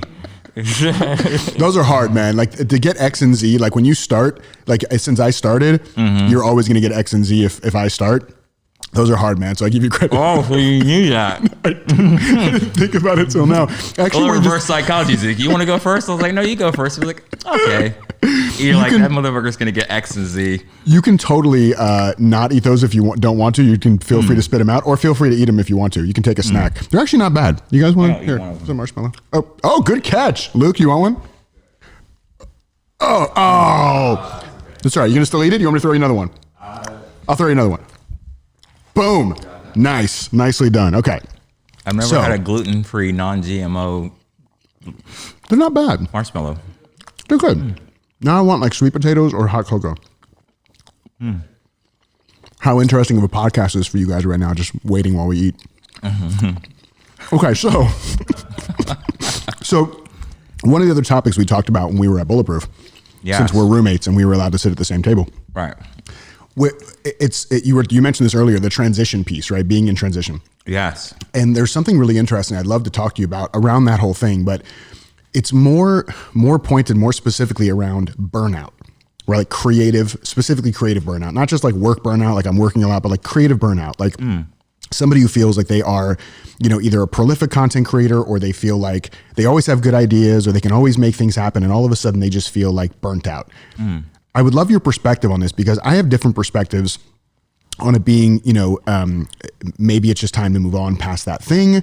Or maybe it's just that, you're really bored, but you had some really interesting things you've talked about, not just in our conversation, but I also heard you talk about this before about like really tuning in to seeing if your soul is trying to have some new version of you come out and that authenticity and that clarity giving you the direction of whether you need to like change the game entirely or change the way you're playing the game. So I just love for you to talk about like do you believe first of all in creative burnout or do you think it's something else? I just love your take on that. No, I don't believe in creative burnout. I believe in flow and timing and maybe on a particular day or in a particular season or for like maybe the flow is for you to rest, in which case resting is going to be the most active. It'll still be active because it'll be regenerative, right? So I don't believe in creative burnout because we're creators. And so no, I believe that one can experience being burnt, not feeling creative or experiencing creativity, but I don't believe that it's actually a burnout or a diminishment in creativity. Creativity is infinite. So what do you think it is? If it's not creative burnout, what do you think is the culprit in that scenario? Some form of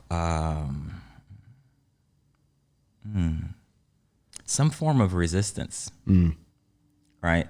And it could be on a level of identity. It could be on a level of like if you're a content creator and it's connected to your business, like authentically connected, right? Connected to your business and your impact. and you've been channeling your creativity based upon your business and your identity within the business. And if that's evolving, then if you try to tune into the stream of creativity and you're unconsciously holding on to a past version of yourself or something that's expired, then if you're holding on to it, then it's blocking the creative flow of whatever is emerging. And maybe you're blocking the creative flow of whatever is emerging because you're holding on. It doesn't mean the creative flow is blocked. It just means the way you're trying to access it is through a previous identity. That's where the control comes in. That's where the holding on comes in. So if you have other things linked to your creativity, like impact, your marketing, your business, but those things are shifting, then maybe on an unconscious level, you're trying to connect to the stream of creativity, not in pure creativity as a pure artist, because that's where it's infinite, right? Life is creative. If we're alive, it's creative. We may not always be expressing that creativity in a creative way or creative expression, but life itself, nature itself is dynamic. Dynamicness is creativity. And we're creators, so creativity is always there. So there must be some idea or perspective or something that's being held that's blocking you from connecting to the stream of creativity. And that's often unconscious. Yeah. And especially when you're going to another level, if you look at it on the fundamental level, going to a next level, even of your business or your relationship or any aspect of your life, is going to another level of identity or another level of you. And that's where we say, like, then connecting to what your soul is bringing through, like the example I gave with my new client, is it's coming to him to connect more to God and to connect more to spirit in his business and in his life. So that's what I'm saying, is he has to become someone new then. He's becoming somebody who factors that in, whereas he wasn't before.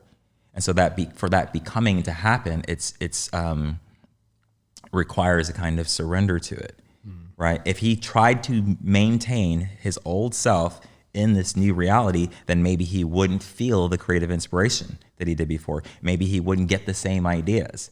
But that's because he's trying to relate to his business through the old self, and that in and of itself can block the creative channel. Yeah, Does that make sense? That makes kind of a mouthful. No. It makes a lot of sense. So the metaphor that just came to mind. So tell me if this is what you're illustrating. The metaphor that came to mind for me was when I lived in Orlando. 101.9 on the radio was 102 Jams. It was our hip hop station in Orlando, right?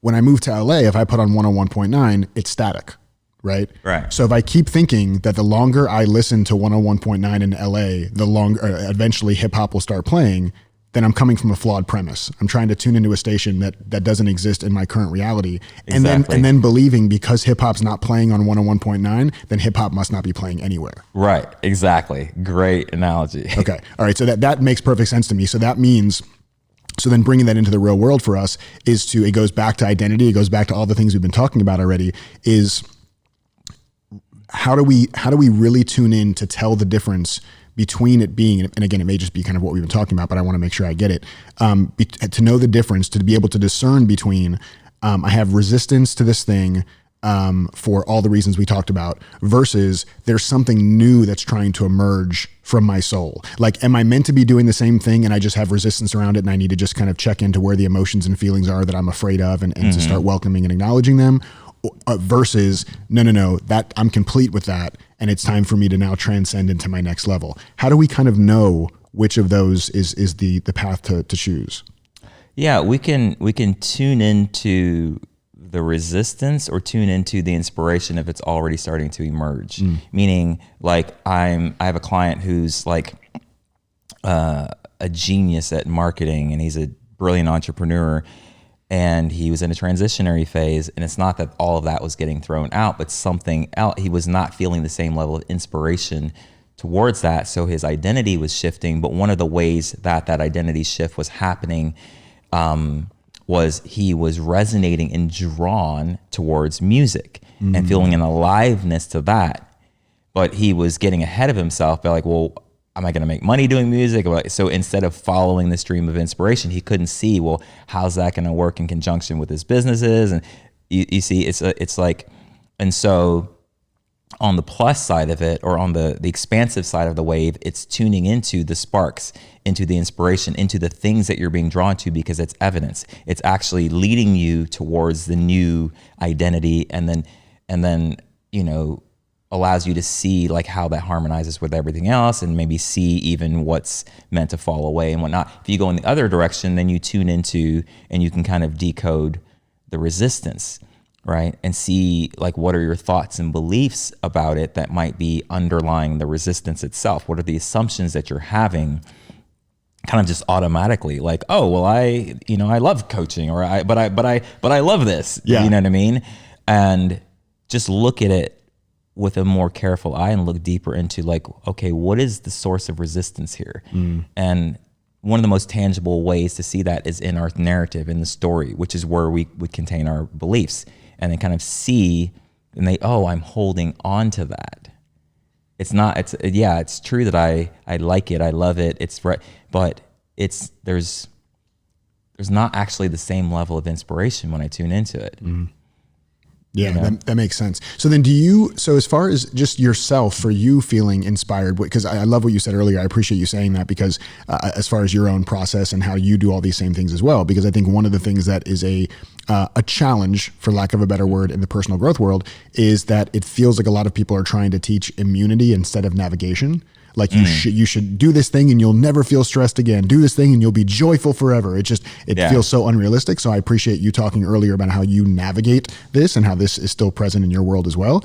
And I'm curious if there is something you do to kind of prime the pump, for lack of a better thing. Like, how do you do things that help you to be able to move into inspired action more regularly? And the reason I ask this is because I feel like every time I talk to you, there's a new thing you've taken up just for fun, like whether it's making beats or like freestyle rapping. And I just wonder, does that contribute and spill over into your creativity and flow in other areas of your life? For sure. It goes back to sharpening the axe. You see, because clarity begets clarity, inspiration only brings more inspiration. And once you're into a new station of inspiration, then you're in co-creation with the divine.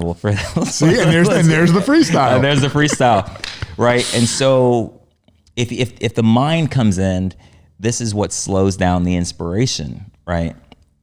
Is that the mind might come in and say, it's like when a client says, I really want clarity in this specific area, like of my business, right? And they're like feeling confused. They're not really generating. So they're trying to generate clarity through thought. And it's like, okay, well, how about we let go of that and tune into clarity itself? Once you're in the frequency of clarity, it literally changes your brain. It changes the pathways of your receptivity.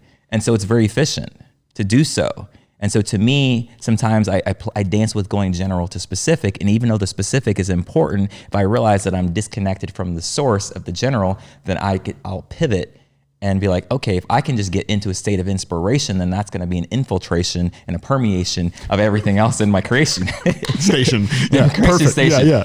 Right. And so in a practical sense of that, on a day, like if I'm feeling stagnation and I want to kind of like move into inspiration, then I might just get into a state of inspiration. Yeah. In something totally unrelated to the thing you want to be inspired about. That seems totally unrelated. Right. Like if I'm going to go do a talk and it's really important to me and I want to feel inspired and I kind of already know what I'm going to talk about and I just want to be in a state of inspiration, then of course, if I go get in a state of inspiration of something that's inspiring me and I move into that talk, I'm going to start off in a place of inspiration. Yeah. Yeah. I love that. Right. And so it's like with this podcast today, if there's anything that I actually needed to consider, then I would consider that. But if I've already done that, then it's like I'm listening to music on the way over here. I'm doing stuff that's inspiring me instead of just being like waiting. And then once the podcast starts and then, it's like, why don't I just start in inspiration in the first place? Yeah. And so, anything that can like play for play's sake, tuning into something that's inspiring. I very deliberately have integrated this as a practice into my life before I'm going to go do something or to kind of prime the pump. But also on a macro level, I see it as like, I love being inspired anyway. And like the leading edge, I was actually coaching someone on this yesterday. Sometimes I go general and give myself the space and the permission to tune into the leading edge of my excitement in general before I try to find out what my highest excitement or highest inspiration is specifically in my business. And then I'll devote myself to nurturing whatever that quality of energy is. Like the recent phrase that came up, phrase was liberated passion. as a kind of marker at the doorway of my next level of expansion, just as a being. But I look at it holistically. It's like if I'm integrating a new frequency, let's just say it's play or liberated passion, then I'm giving myself fully to that. Then I can see more clearly, like, how's that informing my leadership or my coaching, or how might that restructure a program that I'm doing? But I think where it's just much slower, and sometimes I guess not as efficient if I try to go into the specifics when I'm not actually saying yes to and allowing and tuning into the frequency itself. And so at everyone's leading edge of their expansion, or I guess you could say certain qualities that are emerging, qualities of being, and that could be translated in what does that look like in leadership? What does that calling forth in my relationships? What is that calling forth in terms of my health? So I look at the essence of that and I prioritize that, and it kind of, then it's like it permeates every area of my life because there's only me. And so if that's something I'm integrating into my being and developing as a quality, then I can start to see how it's happening everywhere. And that's the same way I kind of work with my clients too. When I was working with this one client and I helped him to kind of drop in and put another lens on his decision-making process, I also reflected to him, I said, but this is a transformation of an entire new way of being for you. So it's not like it just applies to this one decision. It's applying to every decision in every area of your life. Yeah, I think that's really important. And I think a lot of people think also that there's that there are no, if there's not a connection between the thing that you're doing to feel inspired or feel creative, if there's not a direct connection, then it's just like a waste of time. That's crazy to me from my experience. Right, exactly. It's the there's exact science. opposite. It's so connected. Yeah, and there's science to back it up. I mean, there's a thing called combinatory play. Right. And combinatory play is like where you go and combine different things that aren't supposed to go together. And then you just have all these inspirations and creative ideas and all these things come together because you're just like playing, and like, a banana and, a DVD player shouldn't go together. But if you play long enough, you'll find some really fun thing that shows you where they're actually directly connected. So yeah, the science of play totally shows that. And I think something else you said that was really great. It reminds me of something Sadhguru talked about, where I saw somebody talking to him about one of his YouTube videos, where somebody was talking about, he was talking about joy and misery, just like experiencing joy and misery in the world. And this one person was saying like they just didn't feel like a lot of joy in their lives, and they're trying to get to self-actualization, self-realization. And Sadhguru said, that's way out of your sphere. Like if you can't learn to just walk joyfully through the world on a daily basis, you have no business thinking about self-actualization. So what I think I'm hearing in what you're saying here is like when you're in transition and maybe there is this like huge thing that you want to achieve, it's like that's not maybe in your sphere yet. Like be okay with the little moments of inspiration and the little wins and things like that. Yeah, because they're actually not little, bro. They're not little, because if you look at like your identity and everything that's come up into this moment, the sum total of who you are, and that's what's kind of created the life that you've created. If you expand your consciousness, expand your mindset, and you become someone new, even if you take a small action in that, it's not, the measure of its impact is not the action, just the result on that one action. That action represents an entirely new level of being. That's why it's not small. Yeah. So that whole new level of being, that new expanded identity that's more powerful, more everything, when you put that into action, you're integrating that. You're coming into integrity and alignment with a whole new level of being. So the implications are reach past that one action. It's like saying somebody who, and this is actually one of my clients, started doing live streams, right? And they weren't doing them before. So there's the live stream and the intention of the live stream to have an impact, and it's like it's a new thing. And it's like you could say, okay, well, one live stream is only going to impact, maybe a few hundred people when I start. But looking beyond that, if doing the live stream represents you stepping into a deeper level of trust and surrender, which you kind of have to because you're live now. Yep. Then that's a whole entirely new quality of being. And so if you're being moved towards it, whether you're feeling inspired about it or you're feeling the resistance and you're like, oh, I'm just not feeling it, you're being overly spiritual, but you're being moved towards it. And then you move through the gravity or the inertia, and go do it, then it's not like, okay, you just did one live stream. It's that all of that energy of inspiration and spirit and your own expansion and evolution is contained in that one action of breaking that cherry and doing it.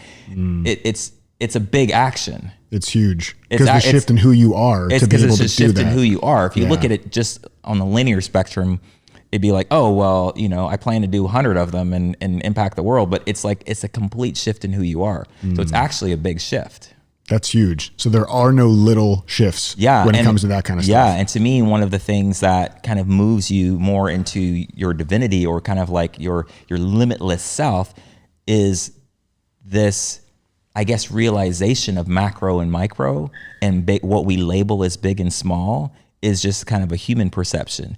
But to have more of a God perception is to see that, wait a minute, this isn't small, this is big. Yeah. A reverse example of that, contrasting example will be like saying, you get this little impulse in your relationship and you're like, oh, it's just a little thing. I just had a little bit of a feeling, or you wanted to say something. You're like, oh, it was no big deal. I just won't say it. And then it stacks up. And then, 2 years later, infidelity happens, a divorce is happening. And you're like, you look back, was that little thing little? Or was it the seed and an accumulation of negating yourself and not speaking up in the relationship and tolerating, and it built and built and built and built, and then suddenly it became a big thing, and then it seems like out of left field, oh my gosh, all the drama, and so now it's big. Right. Or so was it big then? Or the same thing with the human body. Ignore the signal, ignore the whisper. Psst, psst, hey, listen. Psst, psst, like alignment, course correction. Listen and go, oh no, I'm good. Oh, it's just a whisper. It's just a little thing. It's just a little thing. It's like all of a sudden it's a yell, pow, and you're getting, something. So that to me is definitely a mindset shift that happened with me. I started treating the whispers as if they were screams with the same level of value, with the same mic drop. Treating the whispers like they're screams. Yeah, the same way you would treat a scream. Yeah. Scream, metaphorically speaking, would be like, oh my gosh, now I have a sickness. Now I'm out of money. Now the same way you would treat a scream, like, oh my God, I have to do something. What if you valued, what if you prioritized the whisper, you were just as attentive to it and be like, ooh, then you would be seeing it's actually big. Yeah. Either big now or it's big later. Right. But it's there. But it's there. I love that. That reminds me of something Steve Chandler said a long time ago. He said you can listen, and this can be listening with people, but in this instance, listening to yourself, you can listen like a flight attendant is speaking or like the pilot is speaking. Ooh, because when you're on a plane, the flight attendant speaking, you're like, whatever, just turn the music back on. But if the pilot comes on, wait, what happened? What the pilot said? So I love that, like treating the whispers like they're screams, like really, really noticing the importance and significance of those whispers. That's huge. All right. So before we wrap up with our final question, we do have one more game we got to play. I've been fighting about this. My identity as a podcast host and being like, I really want to bring wisdom to people, but really at the end of the day, I just want to play games with my friends all day. Right. So that's kind of where some of this comes from. So Luke, would you mind handing me that piece of paper that's there on the counter there, please? Thank you so much. Nuncio, you're just useless. Thank God for Luke. Just kidding. And so we're gonna play one more game. So I happen to know, not because I'm intuitive, but because I asked you. I happen to know that The Matrix is one of your favorite movies. Yes. And I mean, and mine too. Like not so much the sequels, but the original. Yeah, the original. Yeah, legendary. Have you ever seen that? There's a poster or a meme out there somewhere that says something like, "The Matrix is a documentary." Yes. You ever seen that? Like that's so freaking dope. So we're gonna play a brand new game called The Matrix Recasted. Okay. And so The Matrix Recasted, what we're going to do is both of us are going to read a line of dialogue from Morpheus, from The Matrix, but we're going to do it in some different voices. And we're going to see if maybe they screwed up by casting Lawrence Fishburne and they should have cast one of us with one of our voices. Got it. So here is the passage so you can read it over for yourself. And I'm just going to give a little bit more context. So for those of you who are at home, this is a very pivotal scene when Morpheus is sitting with Neo. And the original dialogue that Lawrence Fishburne says is, "This is your last chance. After this, there's no turning back. You take the blue pill, the story ends. You wake up in your bed and believe whatever you want to believe. You take the red pill, you stay in Wonderland, and I show you how deep the rabbit hole goes. That's the original Lawrence Fishburne line. All right. I think he flubbed it. I think we could do better. I think so. So we are going to both do this, and I have 3 different voices that I'm going to try, and I would love for you to try too. Now I know you have a few different voices. All right. You have your kind of Brit Aussie kind of mix. Yeah. You have Bruce Lee, and then you have Jamaican. Yes. So we're going to read these one at a time, and I'll go first just to take the sting out of it. And I am going to start. I'm going to start with Ozzy Osbourne. Oh, okay? nice. So here's Ozzy Osbourne as Morpheus in The Matrix. It's your last chance. After this, there's no turning back. You take the blue pill, the story ends. You wake up in your bed and believe whatever you want to believe. You take the red pill, you stay in Wonderland. And I'll show you how to do the Sharon. Okay. Thank you. Great. Thank you very much. Thank you. Yes. Thank you. Okay. All right. Thank you. All right. Osbourne, you got the part. I got the part. Okay. All right. Now your turn. Which voice would you like to try first? Out of the 3 that I shared with you. Yeah, or any voice. You can do any voice you want. I'm gonna go with the hardest one. Ooh. Oh, I think it's the hardest one. Maybe we'll go with Bruce Lee. Ooh, good one. Okay. Bruce Lee. Yeah. All right. I'm ready for it. Oh, so this is your last chance. After this, there is no turning back. You take the blue pill. The story ends. You wake up in your bed, you believe whatever you want to believe. You take the red pill. You stay in Wonderland, and I show you just how deep the rabbit hole goes. Bro, that was good. That was holy good, crap. That's a good Bruce Lee. Thank you. Damn. Okay, so if we're not doing points, but if we were doing points, that one totally wins that round. Okay. All right. So my next voice I'm going to do is I'm going to do an old Jewish man. We're going to do an old Jewish man. Okay.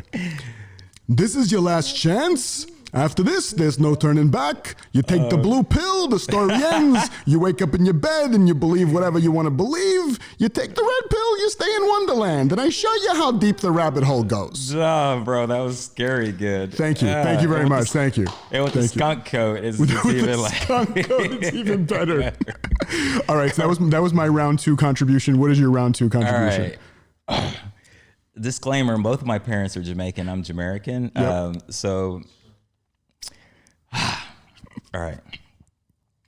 We'll do Jamaican. All right, I'm ready. Bombaclat! Yeah, man. This year is your last chance. After this, no turning back, man. You take the blue pill, the story over, man. Done. You wake up in your bed, believe what you want to believe. You take the red pill, you stay in Wonderland, man. I show you just how deep the rabbit hole goes, my friend. Oh my God, that was, bro. Round of applause on that one. That was, thank you. My God, parents be proud. That's amazing. Okay, all right. Final submission for me is going to be in the role of Morpheus, DMX. Ooh, nice. All right, here we go. Nice. This is your last chance. After this, there's no turning back. You take the blue pill, the story ends. You wake up in your bed and believe whatever you want to believe. You take the red pill, you stay in Wonderland, and I'll show you how deep the rabbit hole goes. Nice. Thank you very much. Thank you. That was epic. You like that? Epic. That was okay. That was all right. I got awesome my DMX going. All right. What was my third one? Your third one was your Brit Australian. Oh, yeah. See, yeah, I don't know it. I love it. British English. Bringlish Brilliant. Yeah. All right. I'll give it a whirl, mate. No, see, it's Australian. So, mate, right? See, I'm confused. But this is your last chance. After this, there's no turning back. You take the blue pill, mate. The story ends. You wake up in your bed. You believe whatever you want to believe. However, you take the red pill, mate. You stay in Wonderland, and I show you just how deep the rabbit hole goes.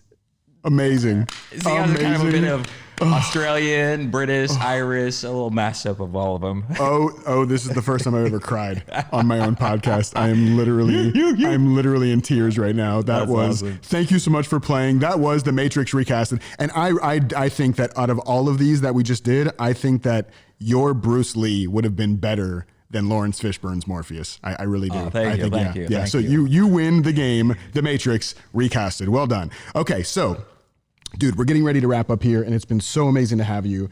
And something we always do on the show here is before we ask our very last question is, we're here to ruin podcasts, and you are here to ruin my pillow by signing your name on it. And if I can actually get this thing open, and we'll try our best not to get the marker on the couch, but we always try our best. So here's the pillow, and here is the marker. And while you are signing your name to the pillow, I'm going to ask you the final question that we ask everybody here is, the point of this podcast, when I say I'm ruining podcasting, it's to really try to shift the paradigm around the way things are done typically in the world, even if it feels improbable or impossible or unpopular. So I'd love to know for you, O, what is something that you really want to ruin in this world? What is a belief shift or a paradigm shift or just something going on in the world that you want to make a dent in before you leave this world? I would love to ruin the illusion of separation. And that's been evident throughout this whole podcast, the ways we separate like flow and structure, intellect and intuition, spirit and matter, like just the idea of separation itself. I would love to ruin the illusion of separation and promote more love and unity and integration and harmonization. Yes, all the Asians. All the Asians. Not Asians. I mean, Asians are included, Asians, yeah, but Asians. All inclusive, of course. They're all inclusive. Asians, everybody. All Dude, Asians, the Haitians. All of them. Dude, Did you say crustaceans? I was going to say, sure. I mean, I guess lobster. I mean, no separation with lobsters either. Yeah. No, I really love that, man. And I feel like that's who you are in the world. That's how you show up. You embody that in all of your interactions. So I'm so happy that that's what you're on a mission to do. And I've just loved having you here, man. And I'd love for you to tell us and tell the audience at home what's kind of something you're working on that you're excited about, and where can people follow you and kind of continue the conversation with your work? Yeah, you can follow me on Instagram at Oren Harris, OrenHarris.